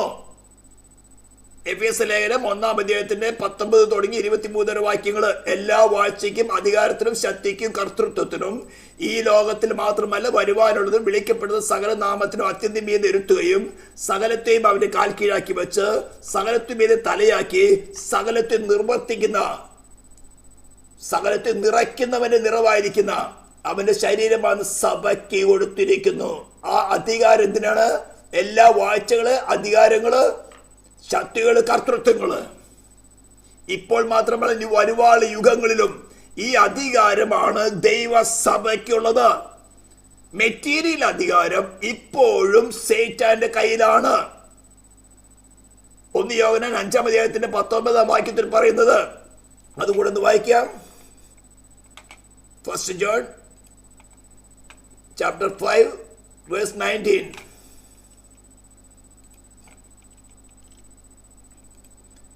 നാം ദൈവത്തിൽ നിന്നുള്ളവർ എന്ന് നാം അറിയുന്നു, സർവ്വലോകവും ദുഷ്ടന്റെ അധീനതയിൽ കിടക്കുന്നു. ഇനി നിങ്ങൾ ഈ സ്കെച്ചിലേക്ക് ഒന്ന് ശ്രദ്ധിക്കണം. ഇവിടെ ഈ ഗ്ലോബിന് ശേഷം 2 ആരോ മാർക്ക് കാണാം. ഒന്ന് ഒരു ഗ്രീൻ ആരോ മാർക്ക്. ഈ ഗ്രീൻ ആരോ മാർക്കാണ് ഇടുക്കുമുള്ള വാതിലും ഞെരുക്കമുള്ള വഴിയും തിരഞ്ഞെടുക്കുന്നത്. വളരെ ചെറിയൊരു ഓപ്പണിങ് അങ്ങോട്ടുള്ളൂ. നിങ്ങൾ ഇനി ഈ സ്കെച്ചിൽ ശ്രദ്ധിച്ചു നോക്കണം. ഈ സ്കെച്ചിനെ ആധാരമാക്കിക്കൊണ്ട് കുറച്ച് കാര്യങ്ങൾ ഞാൻ പറയാൻ ആഗ്രഹിക്കുകയാണ്. ഇവിടെ ലൈറ്റ് ബ്ലൂ കളർ കണ്ട് സ്പിരിച്വൽ അതോറിറ്റി. സ്പിരിച്വൽ അതോറിറ്റി ദൈവസഭയ്ക്കുള്ളതാണ്. അതാരാണ് ദൈവസഭ? ഇടുക്കമുള്ള വാതിലും ഞെരുക്കമുള്ള വഴിയും തിരഞ്ഞെടുക്കുന്നവർ. എല്ലാവർക്കും ഫ്രീ വിൽ ഉണ്ട്. ഇന്ന് ഈ ഗ്ലോബലിനകത്ത് എല്ലാവിധ സുവിശേഷങ്ങൾ നടക്കുന്നുണ്ട്. അനേക കൺവെൻഷനുകൾ നടക്കുന്നുണ്ട്. ഈ പോർട്ടൽ എന്റെ വീടിൽ നിന്ന് 1 കിലോമീറ്റർ ദൂരമുള്ള പോർട്ടൽ എന്ന് പറയുന്നത് ഈ ഫെബ്രുവരി മാസം അവസാനിച്ചില്ല, നെക്സ്റ്റ് വീക്കില് ദേശീയ കൺവെൻഷനാന്ന് പറയുന്നത്. കുറച്ചങ്ങോട്ട് പോയി ആലപ്പുഴയിൽ കൃപാസന മാതാവ്, അവളുമായിട്ട് ഉടമ്പടി ചെയ്യുകയാണ് മനുഷ്യര്. ഇപ്പൊ ഇവിടെ പോർട്ടലുള്ള വെളിച്ചപ്പാടുകളൊക്കെ മാറി തുടങ്ങി. ഏതായാലും കൺവെൻഷനുകൾ നടക്കുകയാണ് ഈ ഗ്ലോബിനകത്ത്. കേരളത്തിൽ മാത്രമല്ല, ഇന്ത്യയിലും അമേരിക്കയിലും യൂറോപ്പിലും ചൈനയിലും എല്ലായിടങ്ങളും വേണ്ടത്ര കൺവെൻഷൻ നടക്കുന്നുണ്ട്. വേണ്ടത്ര യേശുവിനെ പ്രസംഗിക്കുന്നുണ്ട്. ദൈവമെല്ലാം ഓപ്പൺ ആക്കി വെച്ചിരിക്കുക. ഇതിനകത്ത് നമ്മൾ മുന്നോട്ട് ചിന്തിക്കും. ക്രൂശിക്കപ്പെട്ടവരായ ക്രിസ്തുവിന്റെ സുവിശേഷം കേട്ടിട്ട്, അതായത് നിനക്ക് വേണ്ടി പാപയാഗമായി തീർന്ന ക്രിസ്തുവിനുള്ള സ്നേഹത്തില് നിന്റെ സെൽഫിനെ നീ ത്യജിക്കുവാൻ തയ്യാറായി. നിനക്ക് തന്നിരുന്ന അതോറിറ്റി, നിനക്ക് തന്നിരുന്ന എബിലിറ്റി ഉപയോഗിച്ചുകൊണ്ട് നിന്റെ സെൽഫിനെ ഡിനൈ ചെയ്ത് റിനൗൺസ് ചെയ്ത് തള്ളിക്കളഞ്ഞ് എന്നേക്കുമായിട്ട് തള്ളിക്കളഞ്ഞ് അവിടെ ക്രിസ്തുവിനെ നിന്റെ ഹൃദയത്തിൽ വാഴുവാൻ, കർത്താവായി വാഴുവാൻ സ്വീകരിച്ച് അവനുമായിട്ട് ഒന്നായി ചേർന്ന് അങ്ങനെ ദൈവത്തോട് നിരപ്പ് പ്രാപിക്കുന്നവരെയാണ് അവരാണ് ഈ ഇടുക്കമുള്ള വഴി വാതിൽ കണ്ടെത്തി ഞെരുക്കമുള്ള വഴിയിൽ കൂടെ യാത്ര ചെയ്യുന്നവർ. മറ്റൊരു വഴി വിശാലമായ വഴിയാണ്. അതാണ് മത്തായി സുവിശേഷം 7:13-14 വാക്യങ്ങൾ പറഞ്ഞിരിക്കുന്നത്. വിശാലമായ വഴിയിൽ കൂടെ പോകുന്നവർക്ക് യാതൊരു, അവിടെ കൺവെൻഷനുകൾ പ്രസംഗം നടക്കുന്നുണ്ട്. ഈ ഗ്ലോബിനകത്ത് വേണ്ടത്ര കൺവെൻഷൻ നടക്കുന്നുണ്ട്. അതിലുള്ള ചില കൺവെൻഷനുകളാണ് ഈ രാഷ്ട്രീയത്തിൽ ദൈവസഭയ്ക്ക് ഇടപെടാമോ ഇല്ലയോ എന്നുള്ളൊരു സബ്ജക്റ്റുമായിട്ട് വരുവാൻ എനിക്ക് ഒരു പ്രചോദനം നൽകിയത്. കഴിഞ്ഞ ഡിസംബർ, ജനുവരി, ഈ ഫെബ്രുവരി മാസങ്ങളിൽ കേരളത്തിൽ വേണ്ടത്ര കൺവെൻഷൻ നടക്കുകയാണ്. പ്രസിദ്ധമായിരിക്കുന്ന കുമ്പനാട് കൺവെൻഷൻ, അതുപോലെ അവിടെയുള്ള എല്ലാ സഭകളുടെയും മറ്റൊരു കേസ് കൺവെൻഷൻ, ഇവിടെ പോട്ടയിൽ കൺവെൻഷൻ നടക്കുന്നു, ജെറുസലേമിൽ കൺവെൻഷൻ നടക്കുന്നു, കൃപാസന മാതാവിന്റെ അടുത്ത് യോഗം നടക്കുന്നു. ഇവിടെ എല്ലാം മനുഷ്യരെ ആത്മീകമായിട്ട് ഉണർത്താൻ വേണ്ടി കൺവെൻഷൻ നടക്കുന്നു. നീ ആരോടാ മനുഷ്യൻ നിരപ്പിക്കുന്നേ? നിനക്ക് തന്നിരിക്കുന്ന ശുശ്രൂഷ എന്താ? നീ മനുഷ്യരെ വിശാലമായ വഴിയിൽ കൂടെ നടത്തി നരകത്തിലേക്കാണ് നയിക്കുന്നത്. ഇവിടെ ഞാൻ പറഞ്ഞിരിക്കുന്നു, material authority is still with Satan. സ്പിരിച്വൽ അതോറിറ്റി മാത്രമേ സഭയ്ക്ക് നൽകപ്പെട്ടിട്ടുള്ളൂ. സംഗീതത്തിന് 115:16 പറഞ്ഞിരിക്കുന്നത് ഭൂമിയെ അവൻ മനുഷ്യർക്ക് നൽകിയിരിക്കുന്നു. അങ്ങനെ ആ സഭയാണ് ഉത്പ്രമാണത്തിൽ അല്ലെങ്കിൽ കർത്താവിന്റെ ഫസ്റ്റ് കേസ് വരവില്, ഞാൻ അടുത്ത് വരുന്ന മധ്യാകാശത്ത് വരവിൽ എടുക്കപ്പെടുന്നത് തെസ്സലോനിക്ക ലേഖനം 4-ാം അധ്യായത്തിന്റെ 17-ാം വാക്യത്തിൽ പറഞ്ഞിരിക്കും, 13-17 വാക്യത്തിൽ പറഞ്ഞിരിക്കുന്നത് നമുക്ക് അറിയുന്ന വാക്യം, അതുകൊണ്ട് ഞാൻ വായിക്കുന്നില്ല. ഈ എടുക്കപ്പെട്ട സഭയ്ക്ക് 7 വർഷം ഇവിടെ, അതിനുശേഷം 7 വർഷം ഭൂമിയിൽ ആന്റിക്രൈസ്റ്റ് മരിക്കുമ്പോൾ ഈ ദൈവസഭ എന്ന് പറഞ്ഞാൽ ഇടുക്കുമുള്ള വാതിലും ഞെരുക്കുമുള്ള വഴിയും തിരഞ്ഞെടുത്തവർ തന്നെ വീണ്ടും ജന്മം പ്രാപിച്ച് ഏവരും തന്നെ എടുക്കപ്പെടും. എന്നാൽ 7 വർഷം സ്വർഗത്തിൽ നീതിമാന്മാരുടെ ന്യായവിധി നടന്നുകൊണ്ടിരിക്കും. ശ്രദ്ധിച്ച് മനസ്സിലാക്കണം. 1 കൊരിന്ത്യർ 3-ാം അധ്യായത്തിന്റെ 10 തുടങ്ങി 13 വരെയുള്ള വാക്യങ്ങൾ 2 കൊരിന്ത്യസ് ചാപ്റ്റർ 5:10 പറഞ്ഞിരിക്കുന്നതാണ്. ക്രിസ്തു എന്ന ഏക അടിസ്ഥാനം ഇട്ടിരിക്കുന്നു. അതിന്മേൽ ഓരോരുത്തരും പണിയുന്നു. ചിലർ പൊന്ന്, വെള്ളി, വൈക്കോല്, പുല്ല്, ഇങ്ങനെ ഓരോന്ന് പണിയുന്നു. അതൊക്കെ തീയിൽ കൂടെ കടത്തിവിടുമ്പോൾ ഓരോരുത്തരുടെ പണി മനസ്സിലാക്കും. അതുകൂടെ ഒന്ന് വായിച്ചിട്ട് പോകാം എങ്ങനെയാ നടക്കുന്നത്. 1 Corinthians chapter 3:10 onwards. 1 Corinthians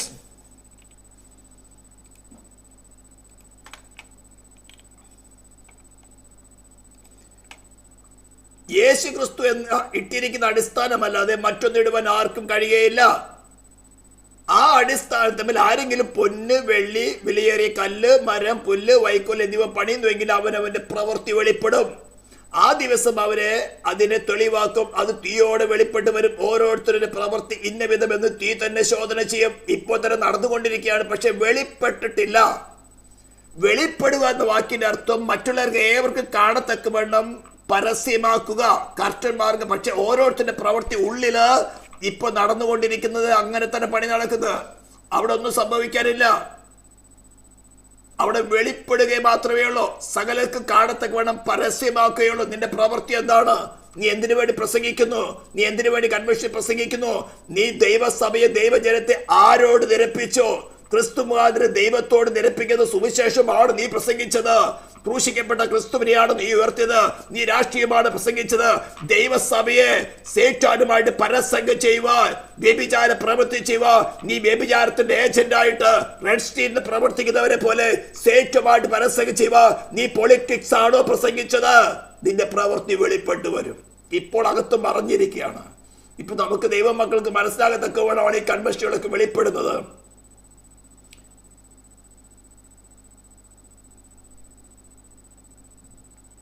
Kumbanad പ്രസംഗിച്ചാലും മറ്റേത് സ്ഥലത്ത് പ്രസംഗിച്ചാലും, അടൂർ ചക്രവർത്തി പ്രസംഗിച്ചാലും, പുനരൂർ ചക്രവർത്തി പ്രസംഗിച്ചാലും, ആരെല്ലാം പ്രസംഗിച്ചാലും ദൈവസഭയെ നൽകി ദൈവ മക്കളുടെ മുമ്പില് നീ രാഷ്ട്രീയമാണ് പ്രസംഗിക്കുന്നെങ്കിൽ നിന്നെ വിളിക്കുന്നത് എങ്ങോട്ടാണെന്ന് മനസ്സിലാക്കണം. നീ ആരോടെ ധരിപ്പിക്കുന്നത് മനസ്സിലാക്കണം. എന്നാൽ ഇതിന് ചെറിയൊരു ട്രിക്ക് കിടക്കുന്നുണ്ട്. ഒരുത്ത പണിതി നിലനിൽക്കുമെങ്കിൽ അവന് പ്രതിഫലം കിട്ടും. ഒരുത്തന്റെ പ്രവൃത്തി വെന്തുപോയെങ്കിൽ അവന് ഛേദം വരും. താനോ രക്ഷിക്കപ്പെടും എന്നൊരു വാക്ക് പിടിച്ചുകൊണ്ട് ഇവന്മാര് വിളസുന്നത്. എന്നാൽ എന്താ സംഭവിക്കാമെന്ന് പറഞ്ഞുതരാം. ഓക്കെ, ഈ ചിത്രത്തിലേക്ക് ഒന്ന് വരിക. ഓക്കെ, പ്രസംഗിക്കുന്ന സമയം ഞാൻ പറഞ്ഞല്ലോ, വിശാലമായ വഴി അത് മെറ്റീരിയൽ കാര്യങ്ങളാണ്, സ്റ്റേറ്റ് കീഴിൽ കിടക്കുകയാണ്. ഇടുക്കം ഞെരുക്കുമുള്ള വഴിയിലേക്ക് പ്രവേശിക്കാൻ തക്കവണ്ണം ക്രൂശിക്കപ്പെട്ട ക്രിസ്തുവിനെ പ്രസംഗിച്ചുകൊണ്ട് ദൈവസഭ നീ പണിതെടുക്കുകയാണെങ്കിൽ കാഹളം കേൾക്കുമ്പോൾ ദൈവസഭ എടുക്കപ്പെടും. പക്ഷെ 7 വർഷം സ്വർഗത്തിൽ വിശുദ്ധന്മാരുടെ നീതിമാന്മാരുടെ ന്യായവിധി നടക്കും. 7 വർഷം ഭൂമിയിൽ ആന്റി ക്രൈസ്റ്റ് ഭരിക്കും. അതിനുശേഷം സംഭവിക്കാൻ പോകുന്നതിനെ കുറിച്ച് നമുക്ക് പറയാം. അപ്പോൾ അതിനിടയ്ക്ക് ഒരു കാര്യം പറഞ്ഞു വരുന്നത്, സ്തോത്രം, ഇങ്ങനെ പ്രസംഗിക്കുന്നതിനെ കുറിച്ച് കൊണ്ട് ഒരു കാര്യം നമുക്കൊന്ന് വായിക്കേണ്ടതുണ്ട്. ഇവിടെ സമാഗമന കൂടാരത്തിന്റെ ചിത്രം കാണിച്ചുകൊണ്ട് ചില കാര്യം ഞാൻ പറയാൻ ആഗ്രഹിക്കുകയാണ്. പുരോഹിതന്മാര് ദിവസം പ്രതി രാവിലെയും സന്ധ്യയ്ക്കും യാഗപീഠത്തിൽ നിന്നുള്ള തീ എടുത്തുകൊണ്ട് ധൂപാർപ്പണം നടത്തുന്ന ഒരു വിഷയമുണ്ട്. ആണ്ടിലൊരിക്കൽ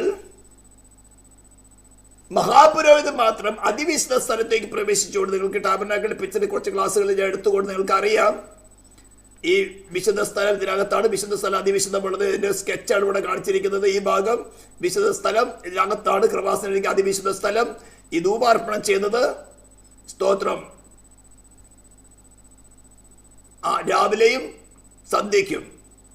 ആണ്ടിലൊരിക്കൽ പാപപരിഹാര ശുശ്രൂഷ ചെയ്യുന്നത് മഹാപുരോഹിതൻ മാത്രമാണ് അകത്തോട്ട് കിടക്കുന്നത്. പക്ഷെ ഈ 2 കേസിലും ഒരു തീ എടുക്കേണ്ടത്, സ്തോത്രം, അത് അവിടെ വാക്യം വായിച്ചിരിക്കുന്നത് ലേവ്യ പുസ്തകം 16-ാം അധ്യായത്തിന്റെ 12-ാം വാക്യം, 12-13. അവൻ യഹോവയുടെ സന്നിധിയിൽ യാഗപീഠത്തിന്മേൽ ഉള്ള തീക്കനൽ ഒരു കലശത്തിൽ നിറച്ച്, എവിടെ നിന്നാണ് എടുക്കേണ്ടത്? തീ യഹോവയുടെ സന്നിധിയിൽ യാഗപീഠത്തിന്മേലുള്ള തീക്കനൽ ഒരു കലശത്തിൽ നിറച്ച് സൗരഭ്യമുള്ള സുഗന്ധ ചൂർണം കൈനിറയെ എടുത്ത് തിരശ്ശീലയ്ക്ക് അകത്ത് കൊണ്ടുവരണം. ഇത് മഹാപാപ പരിഹാര ശുശ്രൂഷ നടത്തുവാൻ മഹാപുരോഹിതൻ അതിവിശുദ്ധ സ്ഥലത്തേക്ക് പ്രവേശിക്കുമ്പോൾ കാര്യം പറയാണ്. ഇവിടെ ഞാൻ ഒരു കാര്യം എടുക്കുന്നുള്ളൂ. യഹോവയുടെ സന്നിധിയിൽ യാഗപീഠത്തിന്മേലുള്ള തീക്കനൽ. എന്താണ് യാഗപീഠം കാണിക്കുന്നത്? ഈ യാഗപീഠത്തിൽ തീ എന്താണ് കാണിക്കുന്നത്? ഈ യാഗപീഠത്തിൽ യാഗവസ്തു ആരെയാണ് റെപ്രസെന്റ് ചെയ്യുന്നത്?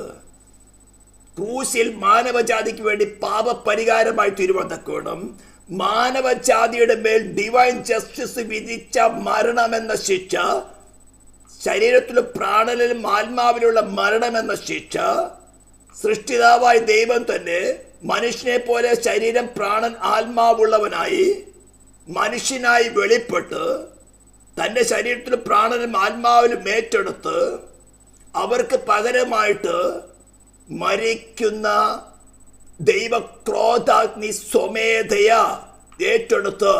അപ്പൊ ഈ തീ കാണിക്കുന്നത് ദൈവത്തിന്റെ ക്രോധാഗ്നിയാണ്.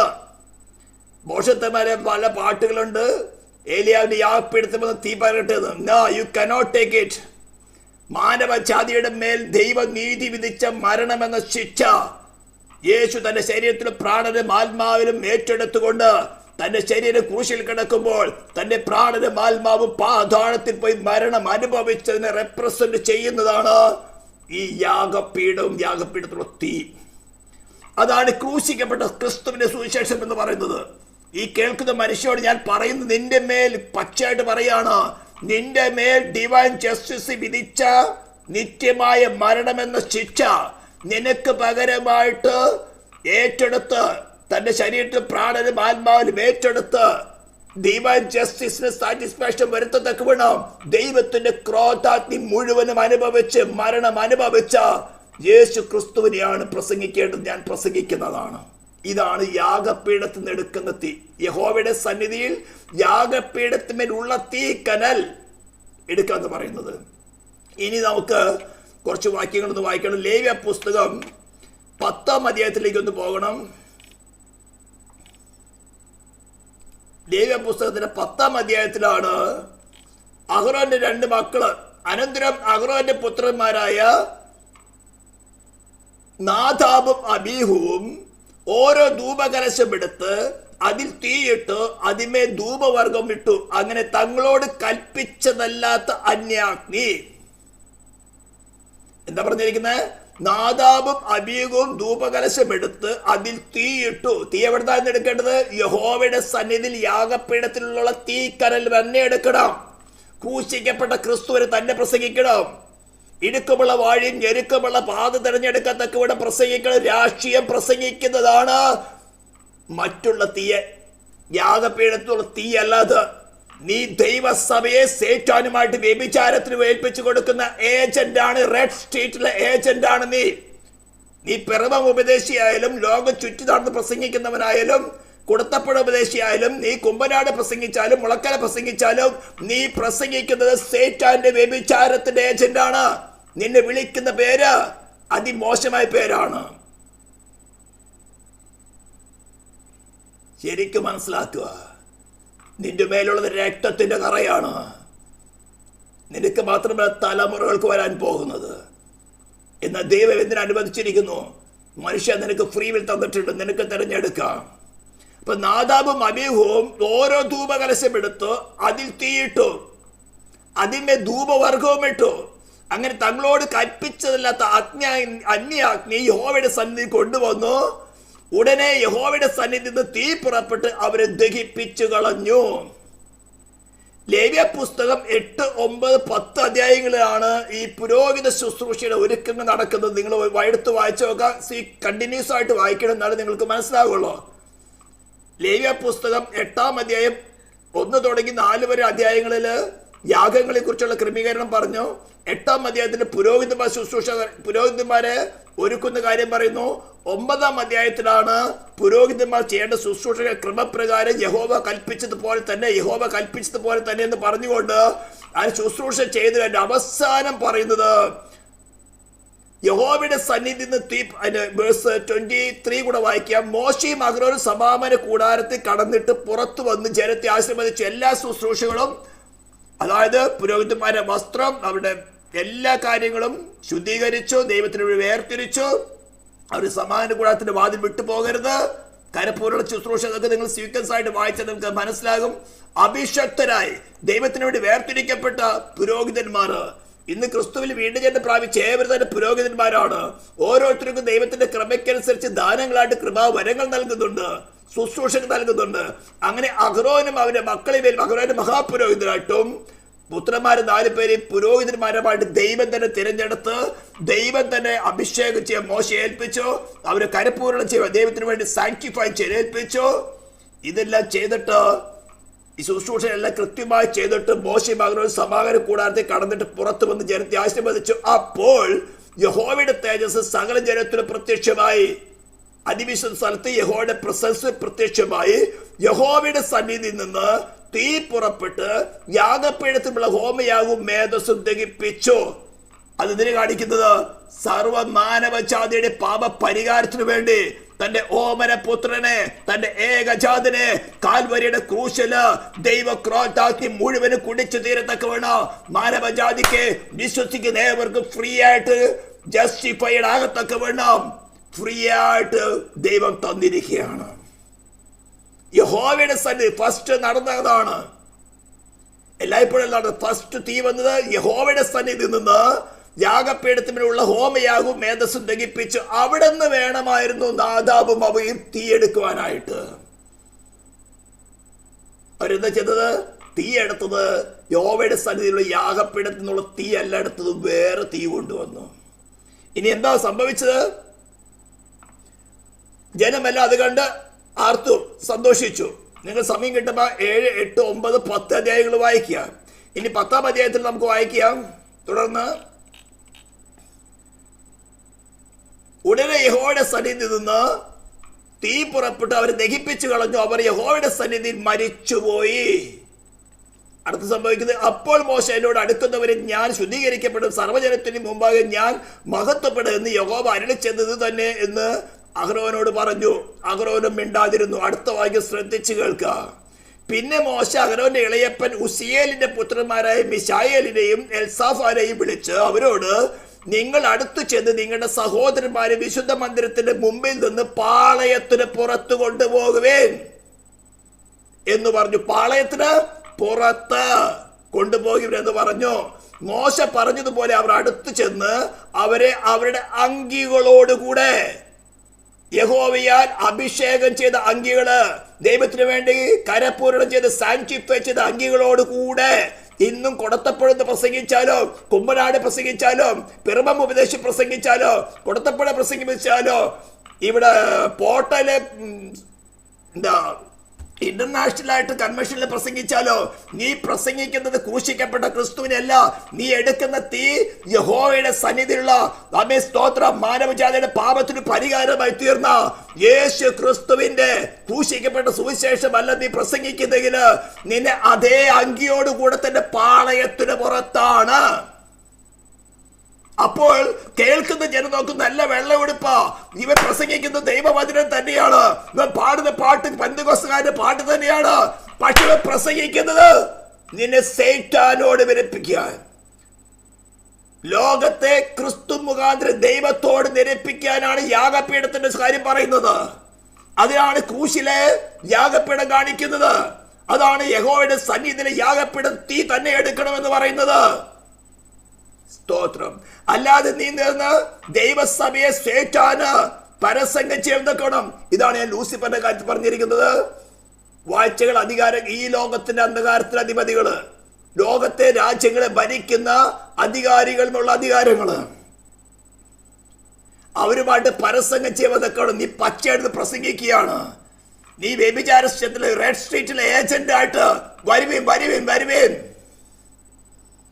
വേശികളുമായിട്ട് പരസംഗം ചെയ്യുവാൻ വിളിക്കുന്ന ഏജന്റ് എന്നാണ് ദൈവവചനം പറഞ്ഞിരിക്കുന്നത്. മോശ പറഞ്ഞ പോലെ അവർ അടുത്ത് ചെന്നു, അവരെ അവരുടെ അങ്കികളോട് കൂടെ പാളയത്തിന് പുറത്ത് കൊണ്ടുപോയി.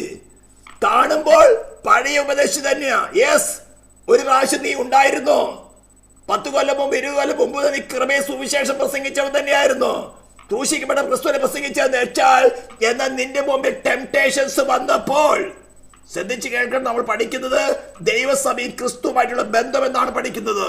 നീ എന്ന വ്യക്തി എന്ന ദൈവസഭ, ഡിനോമിനേഷൻസ് അല്ല. നീ എന്ന വ്യക്തി എന്ന സഭ ക്രിസ്തുവായിട്ടുള്ള ബന്ധമാണ് പഠിക്കുന്നത്. അവിടെ നിന്റെ ടെംപ്ടേഷൻസ് വന്നപ്പോൾ നീ മേധസ് തിന്നു, മോഹത്തിന്റെ ഉള്ളിൽ ഗർഭം ധരിച്ചു, പണത്തിന് വേണ്ടി, സ്ഥാനമാനങ്ങൾക്ക് വേണ്ടി ഇലക്ഷൻ നടത്തി, മാനവജാതിന് മുമ്പിൽ പരസ്യ ഘോരമാക്കത്തക്ക അടിപിടികൾ നടത്തി. നീ എന്തിനു വേണ്ടി ചെയ്തു? നിന്റെ മുമ്പിൽ ടെംപ്ടേഷൻസ് വന്നപ്പോൾ നീ കൃപയുള്ള വളർച്ച നടന്നോ? വിശ്വാസത്തോട് വീര്യത്തോട് പരിജ്ഞാനത്തോട് ഇന്ദ്രിയത്തോട് സ്ഥിരതയോട് ഭക്തിയോട് സഹോദരപ്രീതിയോട് സ്നേഹം, ഡിസ്അണ്ടർസ്റ്റാൻഡ് ലവ് ആണോ നീ പ്രദർശിപ്പിച്ചത്? അവരെ അങ്കികളോടുകൂടെ പൊതുജനം കേൾക്കുമ്പോൾ 1 ലക്ഷം 2 ലക്ഷം 3 ലക്ഷം ആൾക്കാരാണ് പരസ്യം ചെയ്തത്. ഏരിയൽ ക്യാമറകള്. 100 കൊല്ലം മുമ്പ് സഭ ആരംഭിച്ചുള്ള ആദ്യ കൺവെൻഷനുകളില് പന്തലിന് കുഴി കുഴിക്കണമെങ്കിൽ എന്ത് വേണമായിരുന്നു? അഭിഷേകങ്ങൾ വേണമായിരുന്നു. നിമ്രോദ് പ്രസംഗിച്ചതല്ലായിരുന്നോ? വരുവിൻ നാം ഒരു ഗോപുരം പണിക, നാം ചിതറിപ്പോകാതിരിക്കാൻ വേണ്ടി ഗോപുരം പണിക, നമുക്ക് ഒരു പേരുണ്ടാക്കുക. അതാ പിറമുപദേശി വിളിച്ചത്, കുമ്പനാട് കൺവെൻഷൻ വിളിച്ചത്. തൃശ്ശൂർ മുതൽ തിരുവനന്തപുരം കേരളം ഭരിക്കേണ്ടത് ആരാന്ന് തീരുമാനിക്കുന്നത് പെന്തക്കോസ്തുകാരായിരിക്കും. നമുക്കൊരു പേരുണ്ടാക്കുക. രാഷ്ട്രീയത്തിൽ നമുക്ക് പിടിപാടുണ്ട്, നമ്മുടെ കയ്യിൽ വോട്ട് ബാങ്ക് ഉണ്ടെന്ന് പറയാ. നിമ്രോദ് പ്രസംഗിച്ച പ്രസംഗം തന്നെയല്ലായിരുന്നോ പിറമുപദേശി പ്രസംഗിച്ചത്? നീ എത്ര വലിയവെന്ന് പറഞ്ഞാലും നിന്റെ അങ്കികളോടുകൂടെ ലോകത്തിന്റെ പുറത്താണ്, പാളയത്തിന്റെ പുറത്താണ് നീ. അപ്പൊ പറയും എബ്രാഹിം പറഞ്ഞിരിക്കും പാളയത്തിന് പുറത്തേക്ക് വരാനാണ്. യെസ്, അടുത്ത കാര്യം പറഞ്ഞാൽ എവിടെ കിടക്കുന്നതെന്ന്.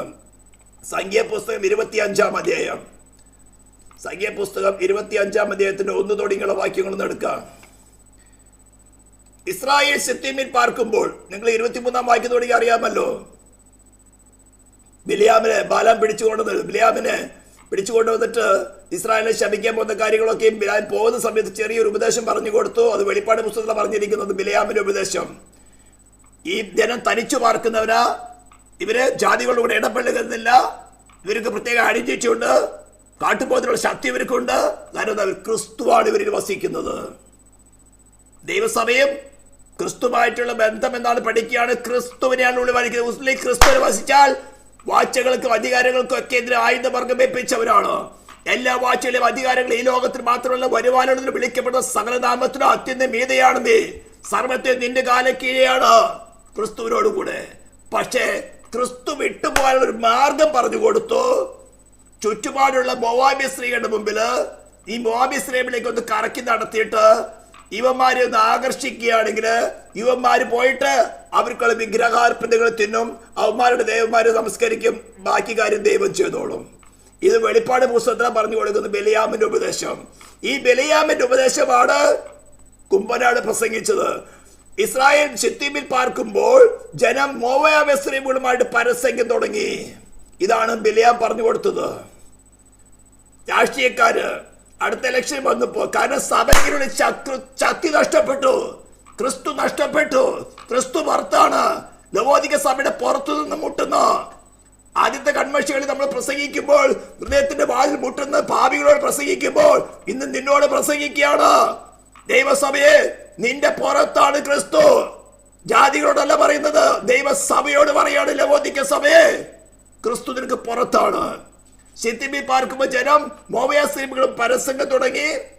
അവർ ജനത്തെ തങ്ങളുടെ ദേവന്മാരുടെ ബലികൾക്ക് വിളിക്കുകയും ജനം ഭക്ഷിച്ച് അവരുടെ ദേവന്മാരെ നമസ്കരിക്കുകയും ചെയ്തു. എന്താ നിമ്രോദ് പ്രസംഗിച്ചത്? വരും നമുക്കൊരു പേരുണ്ടാക്കാം. പെന്തക്കോസ്തേ ഞങ്ങൾക്കൊരു പേരുണ്ട്, ഞങ്ങൾ വോട്ട് ബാങ്ക് ഉണ്ടാക്ക്, ലോകം അറിയട്ടെ. ഇതല്ലേ വിളിച്ചു പറഞ്ഞത്? തൃശ്ശൂർ തുടങ്ങി തിരുവനന്തപുരം വരേക്കും പെന്തക്കോസ്തേ പേരുണ്ട്. കേരളം ഭരിക്കേണ്ടത് ആരാണെന്ന് ഞങ്ങൾ തീരുമാനിക്കും. നീ പ്രസംഗിച്ചത് ആരാ? നീ ദൈവസഭയെ വ്യഭിചാരത്തിന് ഒറ്റുകൊടുത്ത ഏജന്റാണ്. നീ അങ്കിയോടെ നിൽക്കുന്നത്, വെള്ളം ഉടുപ്പ ധരിച്ചിരിക്കുന്ന കറുത്ത പുസ്തകം പ്രസംഗിക്കുന്നത്, പണ്ട് പ്രസംഗിച്ച അഭിഷേകത്തിന്റെ വചനങ്ങൾ തന്നെ പറയുന്നത്. പക്ഷെ ക്രിസ്തു നിന്നിൽ നിന്ന് പോയി. ബലികൾക്ക് വിളിക്കുകയും ജനം ഭക്ഷിച്ച് അവരുടെ ദേവന്മാരെ നമസ്കരിക്കുകയും ചെയ്തു. ഇസ്രായേൽ ബാൽ പെരിയരോട് ചേർന്നു. യഹോവയുടെ കോപം ഇസ്രായേലിന് നേരെ ജ്വലിച്ചു. യഹോവ മോശയോട് ശ്രദ്ധിക്കണം, ജനത്തിന്റെ തലവന്മാരെയൊക്കെയും കൂട്ടി യഹോവയുടെ ഉഗ്രകോപം ഇസ്രായേലിന് വിട്ടുമാറേണ്ടതിന് അവരെ യഹോവയുടെ മുമ്പാകെ പരസ്യമായി തൂക്കിക്കളയുക. ഇത്തരം ഏജന്റുമാര് ആത്മീകമായിട്ട് നോക്കിക്കഴിഞ്ഞാൽ മരത്തിൽ തൂങ്ങിക്കിടക്കുകയാണ്. ജീവനില്ല, അങ്കികളോട് കൂടെയാണ് വന്നിരിക്കുന്നെങ്കിലും നീ മരിച്ചവനാണ്. യഹോവയുടെ സന്നിധിയില് യാഗപ്പെടുന്ന തീയെടുക്കാതെ നീ മറ്റൊരു സുവിശേഷം പ്രസംഗിച്ചത് കൊണ്ട് ഒരു പക്ഷെ 2 ലക്ഷം 3 പക്ഷം 4 ലക്ഷം പേര് നീ കൂടി വന്നിട്ടുണ്ടാവും. നിനക്ക് അല്ലേലിയ പറഞ്ഞിട്ടുണ്ടാവും, മുഖ്യമന്ത്രി വന്നിട്ടുണ്ടാവും, പ്രതിപക്ഷ നേതാവ് വന്നിട്ടുണ്ടാവാം, മറ്റ് സഭാ നേതാക്കന്മാര് വന്നിട്ടുണ്ടാവാം, നല്ലൊരു കൈമെടുക്കം കിട്ടിയിട്ടുണ്ടാവാം. ഗ്രേറ്റ് പറഞ്ഞിട്ടാണ് പ്രസംഗിക്കുന്നത്. എടോ, നിന്നെയൊക്കെ ഇളക്കാന് ജാതികളിൽ നിന്ന് ദൈവം അഭിഷക്തരെ എഴുന്നേൽപ്പിക്കും. പേരുണ്ടാവില്ല, പ്രസംഗിക്കുന്നില്ല. പക്ഷെ നിന്റെ മുമ്പിൽ വിരൽ ചൂണ്ടി പറയും, നീ ചത്തിരിക്കുകയാണ്, നിന്നെ യഹോവയുടെ സ്ഥലം മരത്തിൽ തൂക്കിയിട്ടിരിക്കുകയാണ്, കൊന്ന്. ഇതാ നിന്റെ ആത്മീയ അവസ്ഥ. റീപെന്റ്. നീ നിന്റെ തലമുറകൾ നരകത്തിൽ പോകാതിരിക്കാനും വേണ്ടി പറയുന്നത്. സ്തോത്രം. നമ്മുടെ വിഷയം എന്താ? ദൈവസഭയ്ക്ക് രാഷ്ട്രീയത്തിൽ ഇടപെടാമോ? സ്തോത്രം. മോശെ ഇസ്രായേൽ ന്യായാധിപന്മാരോട്, നിങ്ങൾ ഓരോരുത്തർ താന്താന്റെ ആളുകളിൽ ബാൽ പെരിയർ ചേർന്നവരെ കൊല്ലുവേൻ. അഭിഷേകരവ്. സ്തോത്രം. ഇനി നമുക്ക് ആ സ്കെച്ചിലേക്ക് ഒന്ന് വീണ്ടും വരാം. സ്തോത്രം. നിങ്ങൾ ഇത് ഏകദേശം മനസ്സിലായി കാണുമെന്ന് ഞാൻ പ്രതീക്ഷിക്കുന്നു. സ്തോത്രം. അങ്ങനെ ആന്റിക്രൈസ്റ്റ് ഭരിക്കുക. ആന്റിക്രൈസ്റ്റിന്റെ ഭരണത്തിന് മുമ്പ് കാകളതാന്ന് കേൾക്കുമ്പോൾ സഭ എടുക്കപ്പെട്ടു. സഭ ആരാ? വീണ്ടും ജന്മം പ്രാപിച്ചവര്. ഇടുക്കുമുള്ള വാതിലും ഞെരുക്കുമുള്ള പാദ്യം തിരഞ്ഞെടുക്കവർ എടുക്കപ്പെട്ടു. അവിടെ ചെല്ലുമ്പോൾ വിധികളെ കുറിച്ച് നമ്മൾ കുറച്ച് വായിച്ചത്. താലന്ത് മൂടി വെച്ചവര് എന്നെ കർത്താവേ കർത്താവേ എന്ന് വിളിക്കുന്ന ഏവരും അല്ല. അന്നാളി കർത്താവേ കർത്താവ് വിളിക്കുന്നവർ ഞാൻ നിന്നെ ഒരു നാളും അറിഞ്ഞിട്ടില്ല. അവിടെ കൈയും കാലും കെട്ടി വിളിക്കപ്പെടുന്നത് ഏറ്റവും പുറത്തുള്ള ഇരുട്ടിലേക്ക്. സ്തോത്രം. കല്യാണ സദ്യക്ക് വന്ന ഒരുവന്റെ വസ്ത്രം നഷ്ടപ്പെട്ടു. മറ്റ് കല്യാണ സദ്യയിലേക്ക് മറ്റാർക്കും മനസ്സിലായില്ല. എല്ലാവരും നോക്കി ചാപ്പാടടിക്കാൻ. പക്ഷെ രാജാവ് വന്നപ്പോ രാജാവിന്റെ കണ്ട് നേരിട്ട് പോയത് ഈ വസ്ത്രം നഷ്ടപ്പെട്ടവന്റെ. അവര് വിളിച്ച പേരെന്താണെന്നറിയോ? സ്നേഹിത, നീ കല്യാണ വസ്ത്രം കൂടാതെ എങ്ങനെയാണ് വന്നേ? അവൻ ഉത്തരം മുട്ടിപ്പോയി. എന്താ നഷ്ടപ്പെട്ടത് എങ്ങനെയാണെന്ന് അവന്റെ ഉള്ളിൽ നല്ലവണ്ണം അറിയാം. ഞാനതാ പറഞ്ഞത്. ക്രിസ്തു എന്ന ഏക അടിസ്ഥാനം വിട്ട് അതിനെ ഓരോരുത്തരും പണിയുന്നു. വേറൊരു അടിസ്ഥാനം ഇടാൻ നിനക്ക് സാധ്യമല്ല. നീ പണിയുന്നത് പുല്ലാണെങ്കിൽ വെന്തിരിക്കും നിന്റെ ഉള്ളിൽ അറിയാം. നിനക്ക് നൽകപ്പെട്ട കല്യാണ വസ്ത്രം, നിനക്ക് നൽകപ്പെട്ട രക്ഷയുടെ വസ്ത്രം നിന്റെ പ്രവൃത്തി കൊണ്ടാണ് നഷ്ടപ്പെട്ടത്. നിന്റെ ഉള്ളിൽ നല്ലവണ്ണം അറിയാം. നിനക്ക് നൽകിയിരിക്കുന്ന ഫ്രീ വില്ലില് നീ എപ്പോൾ എങ്ങനെ ഏത് വ്യക്തി നഷ്ടപ്പെട്ട് നിന്റെ മനസ്സാക്ഷി റെക്കോർഡ് ചെയ്തിട്ടുണ്ട്. സ്തോത്രം. കർത്താവ് സഭ ഇവിടെ എടുക്കപ്പെടും. പിന്നെ ഇവിടെ കൺവെൻഷൻ നടക്കും, കോട്ടയം നടക്കും, കുമ്പനാട് നടക്കും, മുളങ്കരി നടക്കും. എനിക്ക് ഇത്ര ആൾക്കാരോട് വലിയ കോണ്ടാക്ട് ഇല്ല. പക്ഷേ ഇത് പരസ്യമായിട്ട് സോഷ്യൽ മീഡിയയിൽ കിടന്ന് ഞാൻ മിണ്ടാതിരിക്കണമെന്ന് കരുതിയതാ. പക്ഷെ 2 മാസമായിട്ട് സോഷ്യൽ മീഡിയയിൽ കിടന്ന് ലെഫ്റ്റ് റൈറ്റ് കുറച്ച് വ്യക്തി വൈരാഗ്യങ്ങളുണ്ട്, കുറച്ച് സഭാ വൈരാഗ്യങ്ങളുണ്ട്. ഇതെല്ലാം അടിച്ചു കലക്കി ഇടം വലം അറിയാത്ത പാവപ്പെട്ട ജനത്തെ വഞ്ചിക്കുകയാണ്. ദൈവസ്നേഹത്തിന് പകരം സുവിശേഷത്തെ വെറുപ്പിക്കുകയാണ്. ദൈവമക്കളെ ഇത് വലിച്ചെറിഞ്ഞ് കളഞ്ഞുകൊണ്ട് ഏത്തിസ്റ്റുകളാക്കി തീർക്കാൻ നോക്കിയാണ്. നീയൊക്കെ ചെയ്യുന്നത് എന്താണ്? പക്ഷെ ഇതിന്റെ മുമ്പിൽ ദൈവം നോക്കുന്നത് തനിക്ക് വേണ്ടി ജീവൻ വെച്ചു കൊടുക്കാൻ ആരുണ്ട്? അങ്ങനെ ആന്റി ക്രൈസ്റ്റിന്റെ കാര്യം കഴിഞ്ഞു. ഇനി നിനക്കൊക്കെ രാഷ്ട്രീയത്തിൽ പ്രവർത്തിക്കണമോ? യെസ്, അതിന് മാർഗം സുവിശേഷം പറയുന്നുണ്ട്. നിനക്ക് നല്ല രാഷ്ട്രീയത്തിൽ പ്രവർത്തിക്കാം. അതാണ് നീ പറയാൻ പോകുന്നത്. ശ്രദ്ധിച്ച് കേൾക്കണം. അങ്ങനെ ആന്റി ക്രൈസ്റ്റിന്റെ ഭരണം കഴിഞ്ഞു. ആ സമയത്ത് നടക്കുന്ന ഒരു കാര്യം നമുക്ക് പറയാം. മത്തായി സുവിശേഷം 25-ാം അധ്യായത്തിൽ ആദ്യം വായിക്കാം. അതിക്ക് മുമ്പ് എങ്ങനെയാണ് നമുക്ക് രാഷ്ട്രീയത്തിൽ പ്രവർത്തിക്കാൻ സാധിക്കുമെന്ന് പറഞ്ഞുതരാം. അതിനുവേണ്ടി ഒരു കാര്യം തന്നെ വെളിപ്പാട് പുസ്തകം സ്തോത്രം 19-ാം അധ്യായത്തിന്റെ 11 തുടങ്ങിയെന്ന് വായിക്കാം. റെവലേഷൻസ്. നിങ്ങൾക്ക് രാഷ്ട്രീയത്തിൽ പ്രവർത്തിക്കാൻ ഒരു വഴിയുണ്ട്, നല്ല വഴിയുണ്ട്. ഞാൻ പറഞ്ഞുതരാം. ദൈവവചനപ്രകാരം തന്നെ പറഞ്ഞുതരാം. ഒന്നിനും ബുദ്ധിമുട്ടില്ല. എല്ലാത്തിനും വഴിയുണ്ട്. രാഷ്ട്രീയത്തിൽ പ്രവർത്തിക്കാം, പറഞ്ഞുതരാം. സ്തോത്രം. വെളിപ്പാട് പുസ്തകം 19-ാം അധ്യായത്തിന്റെ 11 തുടങ്ങിയ വാക്യങ്ങള് ഇത് ആന്റി ക്രൈസ്റ്റിനെ നശിപ്പിക്കാൻ വരുന്നൊരു കാര്യമാണ് പറയുന്നത്. സ്തോത്രം. അനന്തരം സ്വർഗം തുറന്നിരിക്കുന്നത് ഞാൻ കണ്ടു. ഒരു വെള്ളക്കുതിര പ്രത്യക്ഷമായി. അതിലിരിക്കുന്നവന് വിശ്വസ്തനും സത്യവാനും എന്ന് പേർ. അതാരെന്നറിയാലോ? ക്രൈസ്റ്റ്. അവൻ നീതിയോടെ വിധിക്കുകയും പോരാടുകയും ചെയ്യുന്നു. അവന്റെ കണ്ണ് അഗ്നിജ്വാല, തലയിൽ അനേക രാജമുടികൾ, എഴുതിയിട്ടുള്ള ഒരു നാമം അവനുണ്ട്. അത് അവനല്ലാതെ ആർക്കും അറിഞ്ഞുകൂടാ. അവൻ രക്തം തളിച്ച് ഉടുപ്പ് ധരിച്ചിരിക്കുന്നു. അവന് ദൈവവചനം എന്ന് പേർ പറയുന്നു. ആദ്യം വചനം ഉണ്ടായിരുന്നു, വചനം ദൈവത്തോടു കൂടിയായിരുന്നു, വചനം ദൈവമായിരുന്നു. അവൻ ആദ്യം ദൈവത്തോടു കൂടിയായിരുന്നു. ആരാ? യേശുവിനെ കുറിച്ച് പറയുന്നത്, ക്രിസ്തുവിനെ കുറിച്ച് പറയുന്നത്. അവന് ദൈവവചനം എന്ന് പേര് പറയുന്നു. അടുത്ത വാക്യം ശ്രദ്ധിക്കുക. സ്വർഗത്തിലെ സൈന്യം നിർമ്മലവും ശുഭ്രവുമായ വിശേഷ വസ്ത്രം ധരിച്ച് വെള്ളക്കുതിരപ്പുറത്ത് കയറി അവനെ അനുഗമിക്കുന്നു. ഇതാണ് ദൈവസഭ. നിനക്ക് രാഷ്ട്രത്തിൽ ഭരിക്കണമോ? 1000 ആണ്ട് ആന്റി ക്രൈസ്റ്റിനെ നശിപ്പിച്ചിട്ട് 1000 ആണ്ടിലേക്ക് ഈ ഭൂമിയിൽ യേശു ക്രിസ്തു ഭരിക്കാൻ പോകുന്ന കാര്യമാണ് പറയുന്നത്. സ്തോത്രം. ശരിക്കും മനസ്സിലാക്കണം. ഇതേ ഭൂമിയിൽ തന്നെ 1000 ആണ്ട് യേശു ക്രിസ്തു ഭരിക്കാൻ പോകുന്നത്. സൈത്താനെ ബൈൻഡ് ചെയ്യും. 1000 ആണ്ടിലേക്ക് പ്രവേശിക്കുന്ന ജനമാരെന്ന് പറഞ്ഞു തരാം. അവർക്ക് എന്ത് സംഭവിക്കുന്നതെന്ന് പറഞ്ഞു തരാം.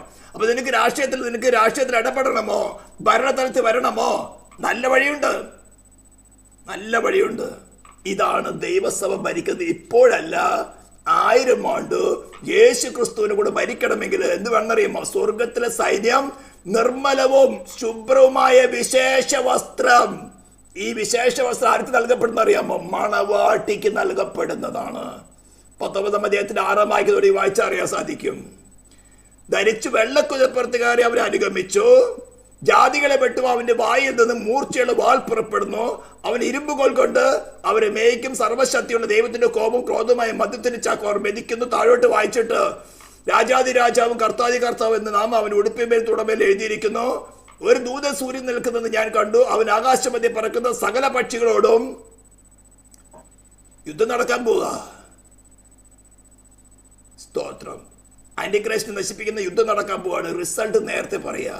രാജാക്കന്മാരുടെ മാംസവും സഹസ്രാധിപന്മാരുടെയും വീരന്മാരുടെ മാംസവും കുതിരകളുടെ മാംസവും കുതിരപ്പത്തിരിക്കുന്നവരുടെയും മാംസവും സ്വതന്ത്രന്മാരും ദാസന്മാരും ചെറിയവരും വലിയവരുമായ എല്ലാവരുടെയും മാംസവും തിന്മാർ മഹാദൈവത്തിന്റെ അത്താഴത്തിൽ വന്നുകൂടി എന്ന് വിളിച്ചു പറയാം. റിസൾട്ട് യുദ്ധം നടക്കുന്ന റിസൾട്ട് ഒരുങ്ങാൻ പോകുന്നേ ഉള്ളൂ. സകല ജാതികളെയും ഇന്ന് ആന്റിക്രൈസ്റ്റിന് കൂടെ പ്രസംഗിക്കുന്ന ഈ കൊമ്പനാട് പ്രസംഗിച്ചവനെയും സഭ എടുക്കപ്പെടും, അവരൊന്നും എടുക്കപ്പെടില്ല. അത് കേട്ട ജനം അതിന് ആമയെ പറഞ്ഞ് അവരുണ്ടാകും. ആന്റിക്രൈസ്റ്റിന്റെ കാലം 7 വർഷമേ ഉള്ളൂ. സ്തോത്രം. ആന്റിക്രൈസ്റ്റിനോട് കൂടെ നിൽക്കുന്നവരെല്ലാം യുദ്ധം പ്രാക്ടിക്കലായിട്ട് ഇസ്രായേൽ അഗേൻസ്റ്റ് ആയിട്ട് നടക്കുന്നത്. ഫിസിക്കലായിട്ട് നടക്കുമ്പോൾ സകലത്തെയും കൂട്ടി വരുത്തിയിട്ട് കുതിരപ്പുറത്തിരിക്കുന്നവൻ അവന്റെ സൈന്യത്തോട് യുദ്ധം ചെയ്യുക. മൃഗവും രാജാക്കന്മാരും, മൃഗം എന്ന് പറയുന്നത് ആന്റിക്രൈസ്റ്റ്, ഭൂരാജാക്കന്മാരും അവരുടെ സൈന്യങ്ങൾ ഒന്നിച്ചുകൂടി. ഇവിടെ ഒരു ചെറിയൊരു കാര്യം കൂടെ പറഞ്ഞിട്ട് മുന്നോട്ട് പോകാം. ഇവിടെ സൈന്യത്തോട് യുദ്ധം ചെയ്യുവാൻ മൃഗവും എന്ന് പറഞ്ഞാൽ ഈ മൃഗത്തിന് ഇപ്പോൾ പ്രത്യേക കഴിവുണ്ട്. ഞാൻ പറഞ്ഞല്ലോ, വെളിപ്പാട് പുസ്തകം 12-ാം അധ്യായത്തിന്റെ 7-ാം വാക്യത്തിൽ അത് നടക്കുന്നത്.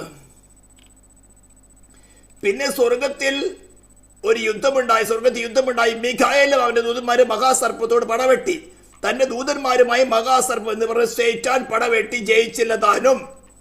സ്വർഗത്തിൽ അവിടെ സ്ഥലം പിന്നെ കണ്ടില്ല. ഭൂതലത്തെ മുഴുവൻ തെറ്റിച്ചു കളഞ്ഞ പിശാചും സേറ്റാനും എന്ന മഹാസർപ്പമായ പാമ്പിനെ ഭൂമിയിലേക്ക് തള്ളിക്കളഞ്ഞു.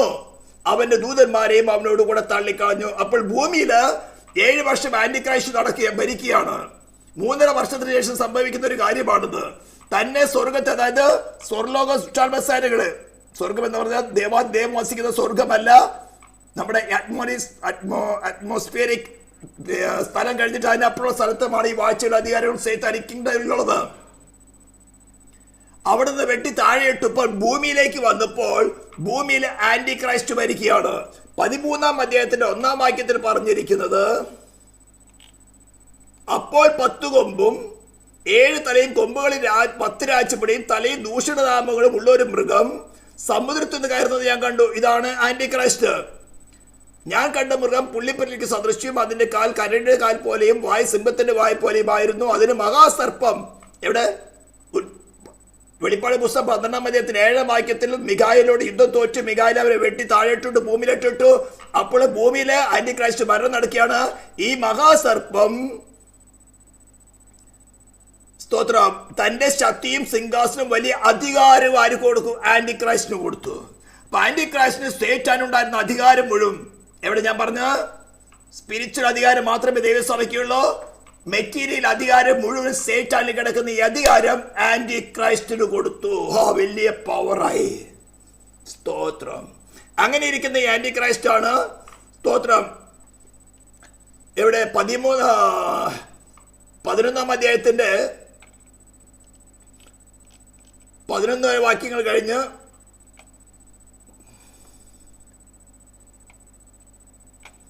19-ാം അധ്യായം, 19-ാം അധ്യായം നമ്മൾ വായിച്ചു നിർത്തിയത്. 16-ാം അധ്യായം, രാജാതി രാജാവും കർത്താതി കർത്താവിന്റെ ഉടുപ്പിന്മേൽ എഴുതിയിരിക്കുന്നു, കുതിരപ്പുറത്തിരിക്കുന്നവരോട് അവന്റെ സൈന്യത്തോടും യുദ്ധം ചെയ്യുവാൻ മൃഗവും രാജാക്കന്മാരും സൈന്യങ്ങളും ഒന്നിച്ചുകൂടി. അപ്പൊ ഈ മൃഗത്തിന്റെ ആന്റി ക്രൈസ്റ്റിനുള്ളിൽ ആരുണ്ട്? സേറ്റാനും അവന്റെ സകല സൈന്യവും അധികാരം സിംഹാസനം ആരുടെ മേലിരിക്കുക? ആന്റി ക്രൈസ്റ്റിന്റെ മേലിരിക്കുക. സ്തോത്രം. വന്നുകൂടി ഞാൻ കണ്ടു, മൃഗത്തെയും അതിന് മുമ്പാകെ താൻ ചെയ്ത അടയാളങ്ങൾ മനുഷ്യരെ ചതിച്ച് മൃഗത്തിന് മുദ്ര ഏൽപ്പിക്കുകയും മനുഷ്യരെ ചതിച്ച്, ഇതാണ് ഈ ആന്റി ക്രൈസ്റ്റിന്റെ കൂടെയുള്ള കള്ളപ്രവാചകൻ. കണ്ടാൽ ആ കുഞ്ഞാടിനെ പോലുള്ള 2 കൊമ്പുണ്ട്, പക്ഷേ മൃഗത്തെ പോലെ സംസാരിക്കുന്നു, സേറ്റാനെ പോലെ സംസാരിക്കുന്നു. ഇതൊക്കെ കൺവെൻഷനിൽ നടക്കുന്നത്. നിമ്രോദ് പറഞ്ഞ അതേ മുദ്രാവാക്യം നമുക്ക് സ്വന്തമായ ഒരു പേരുണ്ടാക്കുക. തൃശ്ശൂർ തുടങ്ങി തിരുവനന്തപുരം ഇനി കേരളത്തെ ഭരിക്കുന്നത് പെന്തക്കോസ്തുകാർ തീരുമാനിക്കുന്നു പറഞ്ഞുകൊണ്ട് നമുക്കൊരു പേരുണ്ടാക്കുക, രാഷ്ട്രീയക്കാരെ ആകർഷിക്കുക. വരുവിൻ വരുവിൻ, പരസംഗം ചെയ്തോളൂ. നാറിന്ന് പോലും വിളിക്കാൻ യോഗ്യതയില്ല. സ്തോത്രം. മൃഗത്തെ അതിന്റെ മുമ്പാകെ താൻ ചെയ്ത അടയാളങ്ങൾ മനുഷ്യരെ ചതിച്ച് മൃഗത്തിന് മുദ്ര ഏൽപ്പിക്കുകയും അതിന്റെ പ്രതിമ നമസ്കരിക്കുമാറാക്കിയ കള്ളപ്രവാചകനെ പിടിച്ചു കെട്ടി ഇരുവരെയും ഗന്ധകം പൊത്തുന്ന തീ പോകയിൽ തള്ളിക്കളഞ്ഞു. അപ്പൊ ഈ സൈത്താൻ എവിടെ പോയി? അവന് സിംഹാസനം അധികാരവും മഹാശക്തിയും ആന്റി ക്രൈസ്റ്റിന് കൊടുത്തിട്ടാണ് 3.5 വർഷങ്ങൾക്ക് ശേഷം മഹാ അത്ഭുതങ്ങളും മൃഗത്തിന്റെ പ്രതിമയ്ക്ക് സംസാരിക്കാൻ കൊടുക്കുന്ന അധികാരം കൊടുക്കുന്ന ഈ കള്ളപ്രവാചകനോ ഇവന്റെ കള്ളപ്രവാചകനൊക്കെ എവിടെ പോയി? ദൈവസഭ, നിനക്ക് ഞാൻ പറഞ്ഞല്ലോ രാജ്യം ഭരിക്കാൻ അധികാരം കിട്ടുന്ന കാര്യം പറഞ്ഞത്. ഇപ്പോൾ ട്രെയിൻ ആയിക്കൊള്ളണം. നിനക്ക് ഭരണത്തിൽ ഭരിക്കാൻ ആഗ്രഹമുണ്ടെങ്കിൽ നിന്നെ ഒരുക്കാൻ പറയുകയാണ്. ഇപ്പോൾ എവിടെ 11-ാം അധ്യായത്തില്, സ്തോത്രം, സ്വർഗം തുറന്നിരിക്കുന്നതും ഒരു വെള്ളക്കുതിര പ്രത്യക്ഷമായി അതിന്മേൽ ഇരിക്കുന്നവനെ വിശ്വസ്തനും സത്യവാനും എന്ന പേർ അവൻ നീതിയോടെ വിധിക്കും പോരാടുകയും ചെയ്യുന്നു. താഴോട്ട് വരുമ്പോൾ സ്വർഗത്തിലെ സൈന്യം നിർമ്മലവും ശുഭ്രവുമായി വിശേഷ വസ്ത്രം ധരിച്ച്, ഈ വിശേഷ വസ്ത്രം കിട്ടുന്നത് ദൈവസഭയ്ക്കാണ്. നിനക്ക് ഭരിക്കണമോ? ഇപ്പോഴേ ഇത്തരം ആന്റിക്രൈസ്റ്റിന്റെ സ്പിരിറ്റ് വരുമ്പോൾ നീ അവനോട് ചേരുകയല്ല, നിന്നെ കണ്ട സാത്താൻ പേരുണ്ട് ഓടണം. ഈ യുദ്ധം നടക്കുമ്പോൾ ഉയർത്തെഴുന്നേറ്റവനായ ക്രിസ്തുവിനോട് കൂടെ രാജാതിരാജാവും ദേവാദേവനുമായി ക്രിസ്തു നിന്നിൽ വസിച്ചാൽ നീ അവനോട് കൂടെ വെള്ളസിംഹാസനം, ഇപ്പോൾ നീ അവനോട് കൂടെ ഭരിക്കുമ്പോൾ സേത്താൻ നിന്നെ കണ്ട വിരണ്ടോടും. കാരണം എന്താ? സ്വർഗത്തിലും ഭൂമിയിലും സകല അധികാരം എന്ന് പറഞ്ഞാൽ എന്തിനേയും എന്ത് ചെയ്യാനുള്ള അധികാരമാണ് ദൈവസഭയ്ക്കുള്ളത്. പക്ഷെ നിന്റെ വസ്ത്രം ശുഭ്രമാണോ, വിശേഷ വസ്ത്രമാണോ, നിർമ്മലമാണോ, നീ തന്നെ ശോധന ചെയ്യുക. നീ ടെംപ്ടേഷൻ വന്നപ്പോ സ്ഥാനമോഹങ്ങൾക്ക് വേണ്ടി, കൺവെൻഷൻ പ്രസംഗ സ്ഥാനത്തിന് വേണ്ടി, ചില്ലറയ്ക്ക് വേണ്ടി നീ ടെംപ്ടേഷൻ വന്നപ്പോ നിന്റെ രക്ഷ കല്യാണ വസ്ത്രം നഷ്ടപ്പെടുത്തിയെങ്കിൽ സേത്താൻ നിന്റെ ഉള്ളിലിരുന്ന് പ്രസംഗിക്കുക, കള്ളപ്രവാചകൻ നിന്റെ ഉള്ളിലിരുന്ന് പ്രസംഗിക്കുക. ഇത് ആന്റിക്രൈസ്റ്റിന്റെ സ്പിരിറ്റിലാണ്. എന്നാൽ ദൈവസഭയ്ക്ക് നിനക്ക് ഭരിക്കണമോ? ഈ ഭൂമി നിനക്ക് ഭരിക്കണമെന്നുള്ള കാര്യം ഞാൻ പറഞ്ഞു വരുന്നത്. സ്വർഗത്തിലെ സൈന്യം നിർമ്മലവും ശുഭ്രമായി വിശേഷ വസ്ത്രം ധരിക്കുന്ന സഭ മണവാട്ടിയിലായി തീരുക നീ. അതിനുള്ള സുവിശേഷം പറഞ്ഞിരുന്നത്. യഹോവയുടെ സന്നിധിയിൽ യാഗപീഠത്തിൽ നിന്ന് തീക്കനലെടുക്ക്, ക്രൂശിക്കപ്പെട്ട ക്രിസ്തുവിന് തീക്കനലെടുക്ക്. ഇച്ചിരി ബുദ്ധിമുട്ടുണ്ട്. സ്തോത്രം. ഇനി ആ സ്കെച്ചിലേക്ക് നമുക്ക് പോകുന്ന കാര്യം മനസ്സിലായെന്ന് തോന്നുന്നു. ഈ സേത്താൻ എന്ന് പറഞ്ഞാൽ അത്രയേ ഉള്ളൂ ദൈവസഭയുടെ മുമ്പിൽ. ഇന്ന് ഈ വിശ്വാസികൾക്ക് സേത്താൻ എന്ന് പറഞ്ഞ വലിയൊരു സംഭവമാണ്. ആകാശത്താന് വെട്ടിയിട്ടു, ആന്റിക്രൈസ്റ്റിന് അധികാരം കൊടുത്തു, ആന്റിക്രൈസ്റ്റ് ന്യായം വിധിക്കാൻ തക്കവണ്ണം ദൈവസഭയും ക്രിസ്തുവും കൂടെ വരുമ്പോൾ സേത്താൻ അവനെ വിട്ടുപോയി. പിന്നെ 20-ാം അധ്യായത്തിന്റെ 3-ാം വാക്യത്തിൽ ഒറ്റ ദൂതനാണ് അവനെ പിടിച്ച് ചങ്ങലക്കിട്ട് അഗാധ കൂപത്തിൽ ബന്ധിക്കുന്നത്. ദൈവസഭയെ കണ്ട ദൈവ പൈതൽ നീ പട്ടിണി കിടക്കുന്നവളായിരിക്കാം, നിനക്ക് ആരും പേരിലായിരിക്കാം, ഒരു കൺവെൻഷന് പോലും പോയിട്ടില്ലായിരിക്കാം. പക്ഷെ നിന്റെ ഉള്ളിൽ ക്രിസ്തു, ഉയർത്തെഴുന്നേറ്റ ക്രിസ്തു ഉണ്ടോ? സ്വർഗത്തിന് മുമ്പിൽ സകല അധികാരമുള്ളവനുണ്ടോ? ലൂസിഫർ സംഘത്തെ ഒറ്റ വാക്കുകൊണ്ട് വിധിച്ച് അത്യുഗ്ര കോപകേതുവായിട്ട് നശിപ്പിച്ചവനാണ്. സകലത്തെയും നിന്റെയും കാൽ കീഴാക്കിയിരിക്കുകയാണ്. സകലത്തിനും നീയും ക്രിസ്തുവിന്റെ കൂടെ തലയാണ്. സകലത്തിൽ നിറയ്ക്കുന്നവന് നിറമായിരിക്കുന്ന ശരീരമായ സഭയാണ് നീ. എല്ലാ വാച്ചികം അധികാരത്തിനും ശക്തിക്കും കർത്തൃത്വത്തിനും മീതയാണ് നീ. പക്ഷേ നിനക്ക് നൽകപ്പെട്ട രക്ഷാവസ്ത്രം, വിശേഷ വസ്ത്രം, ശുഭ്രവസ്ത്രം നിനക്കുണ്ടോ? നീ തന്നെ ശോധന ചെയ്യുക. എങ്കിൽ നിനക്ക് ആന്റിക്രൈസ്റ്റിനെ തകർത്തതിന് ശേഷം, സേറ്റാനെയും ബന്ധിച്ചതിന് ശേഷം യേശു ക്രിസ്തുവിനോട് കൂടെ ഇവിടെ നിനക്ക് ഭരിക്കാം. നിനക്ക് ഭരിക്കാൻ പോകുന്നുണ്ട്. ഞാൻ ഉപദേശം പറഞ്ഞുതരാം. ഉപദേശം. അവിടെ ഭരിക്കുന്നവരാരാന്നറിയാമോ? അതുകൂടെ പറഞ്ഞാൽ മത്തായി സുവിശേഷം, കുറച്ച് സമയം എടുത്ത് ക്ഷമിക്കണം. മത്തായി സുവിശേഷം 25-ാം അധ്യായത്തിലേക്ക് ഒന്ന് പോകാം. മത്തായി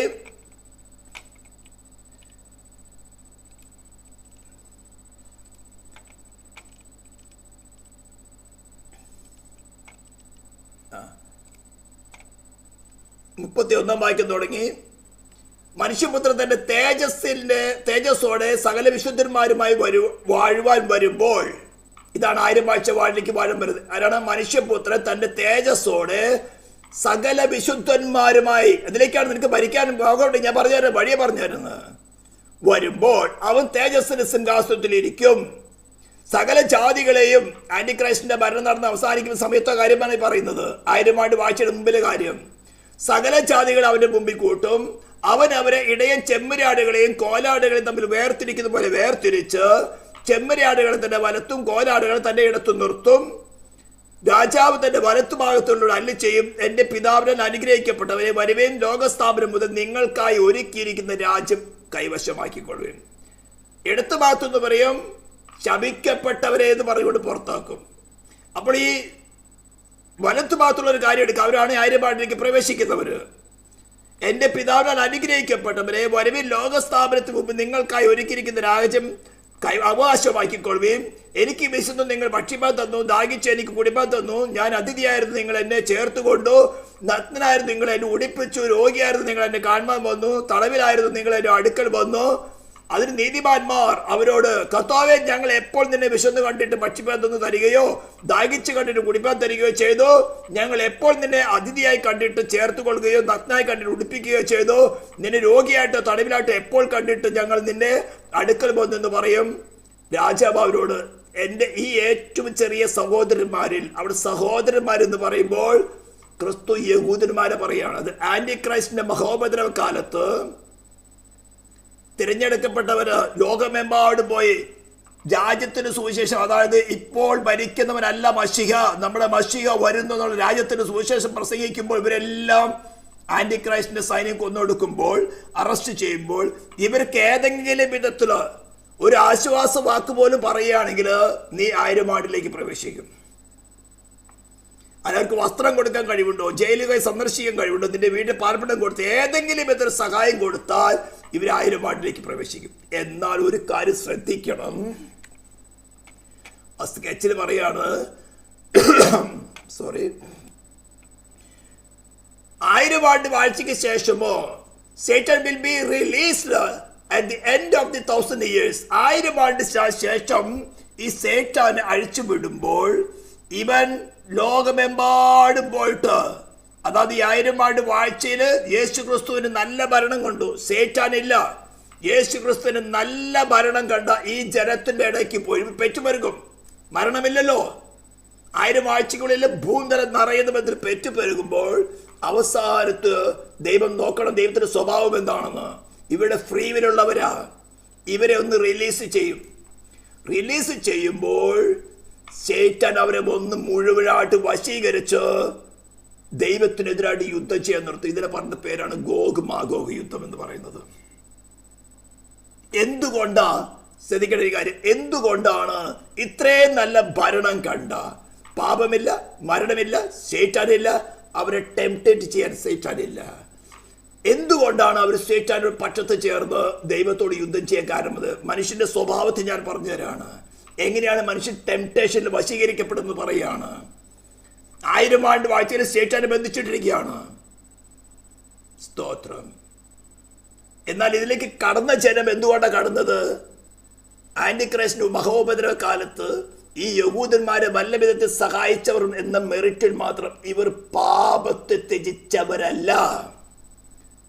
ക്രൂശിക്കപ്പെട്ടവരെ ക്രിസ്തുവിന്റെ സുവിശേഷം കേട്ട് പാപത്തെ വെറുത്തവരെ സ്വഭാവത്തെ, വെറുക്കാത്തവരുടെ സ്വഭാവത്തെ പറയുകയാണ്.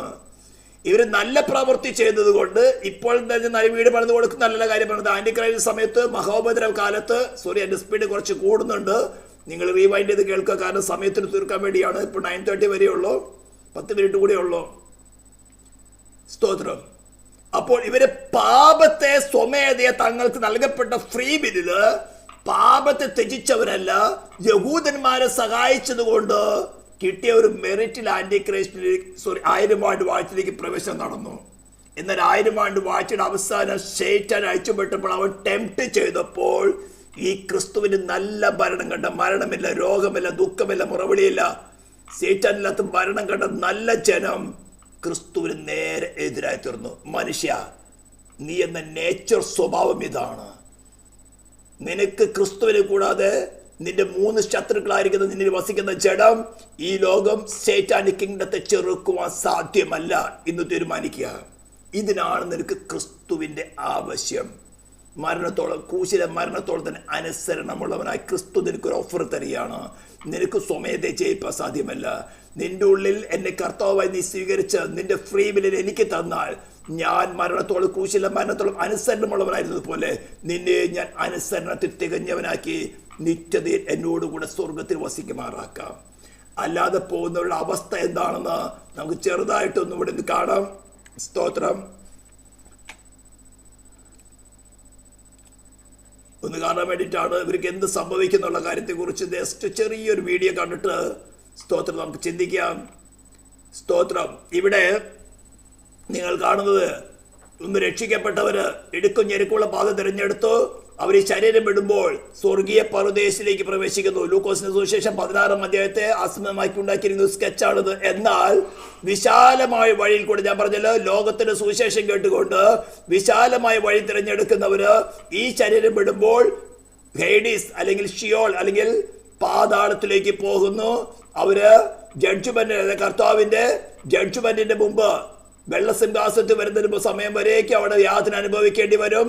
എന്നാൽ ഇടുക്കുള്ള വഴി പരദീസയിലെ കർത്താവിന്റെ മേഘപ്രത്യക്ഷതയിൽ എടുക്കപ്പെട്ടിട്ട് അവർ യേശു ക്രിസ്തുവിനോട് കൂടെ വാഴും. എന്നാലും സ്വർഗത്തിൽ 7 വർഷം നീതിമാന്മാരുടെ ന്യായവിധി ഉണ്ടെന്ന് ഓർക്കണം. നിനക്ക് കിട്ടുന്ന അവസരങ്ങൾ മാക്സിമം യൂട്ടിലൈസ് ചെയ്ത്, ഞാൻ പറഞ്ഞല്ലോ എങ്ങനെയാണ് കൃപയിലുള്ള വളർച്ച, ആ കൃപയുടെ പൂർത്തീകരണത്തിലേക്ക് ഗുരുവാത്തക്കോളം ഏതു മനുഷ്യനെയും ക്രിസ്തുവിൽ തികഞ്ഞവനാക്കുന്ന കാര്യമാണ് ഞാൻ പറഞ്ഞത്. അവനോട് കൂടെ വാഴും. അവരാണ് 1000 ആണ്ട് വാഴ്ചയിൽ ഇവിടെ ഭരിക്കാൻ വരുന്നത്. നിനക്ക് ഭരിക്കാൻ താല്പര്യമുണ്ടെങ്കിൽ തീർച്ചയായിട്ടും നല്ല ഓഫറും സുവിശേഷം തരുന്നുണ്ട്. സ്തോത്രം, ഹല്ലേലൂയ.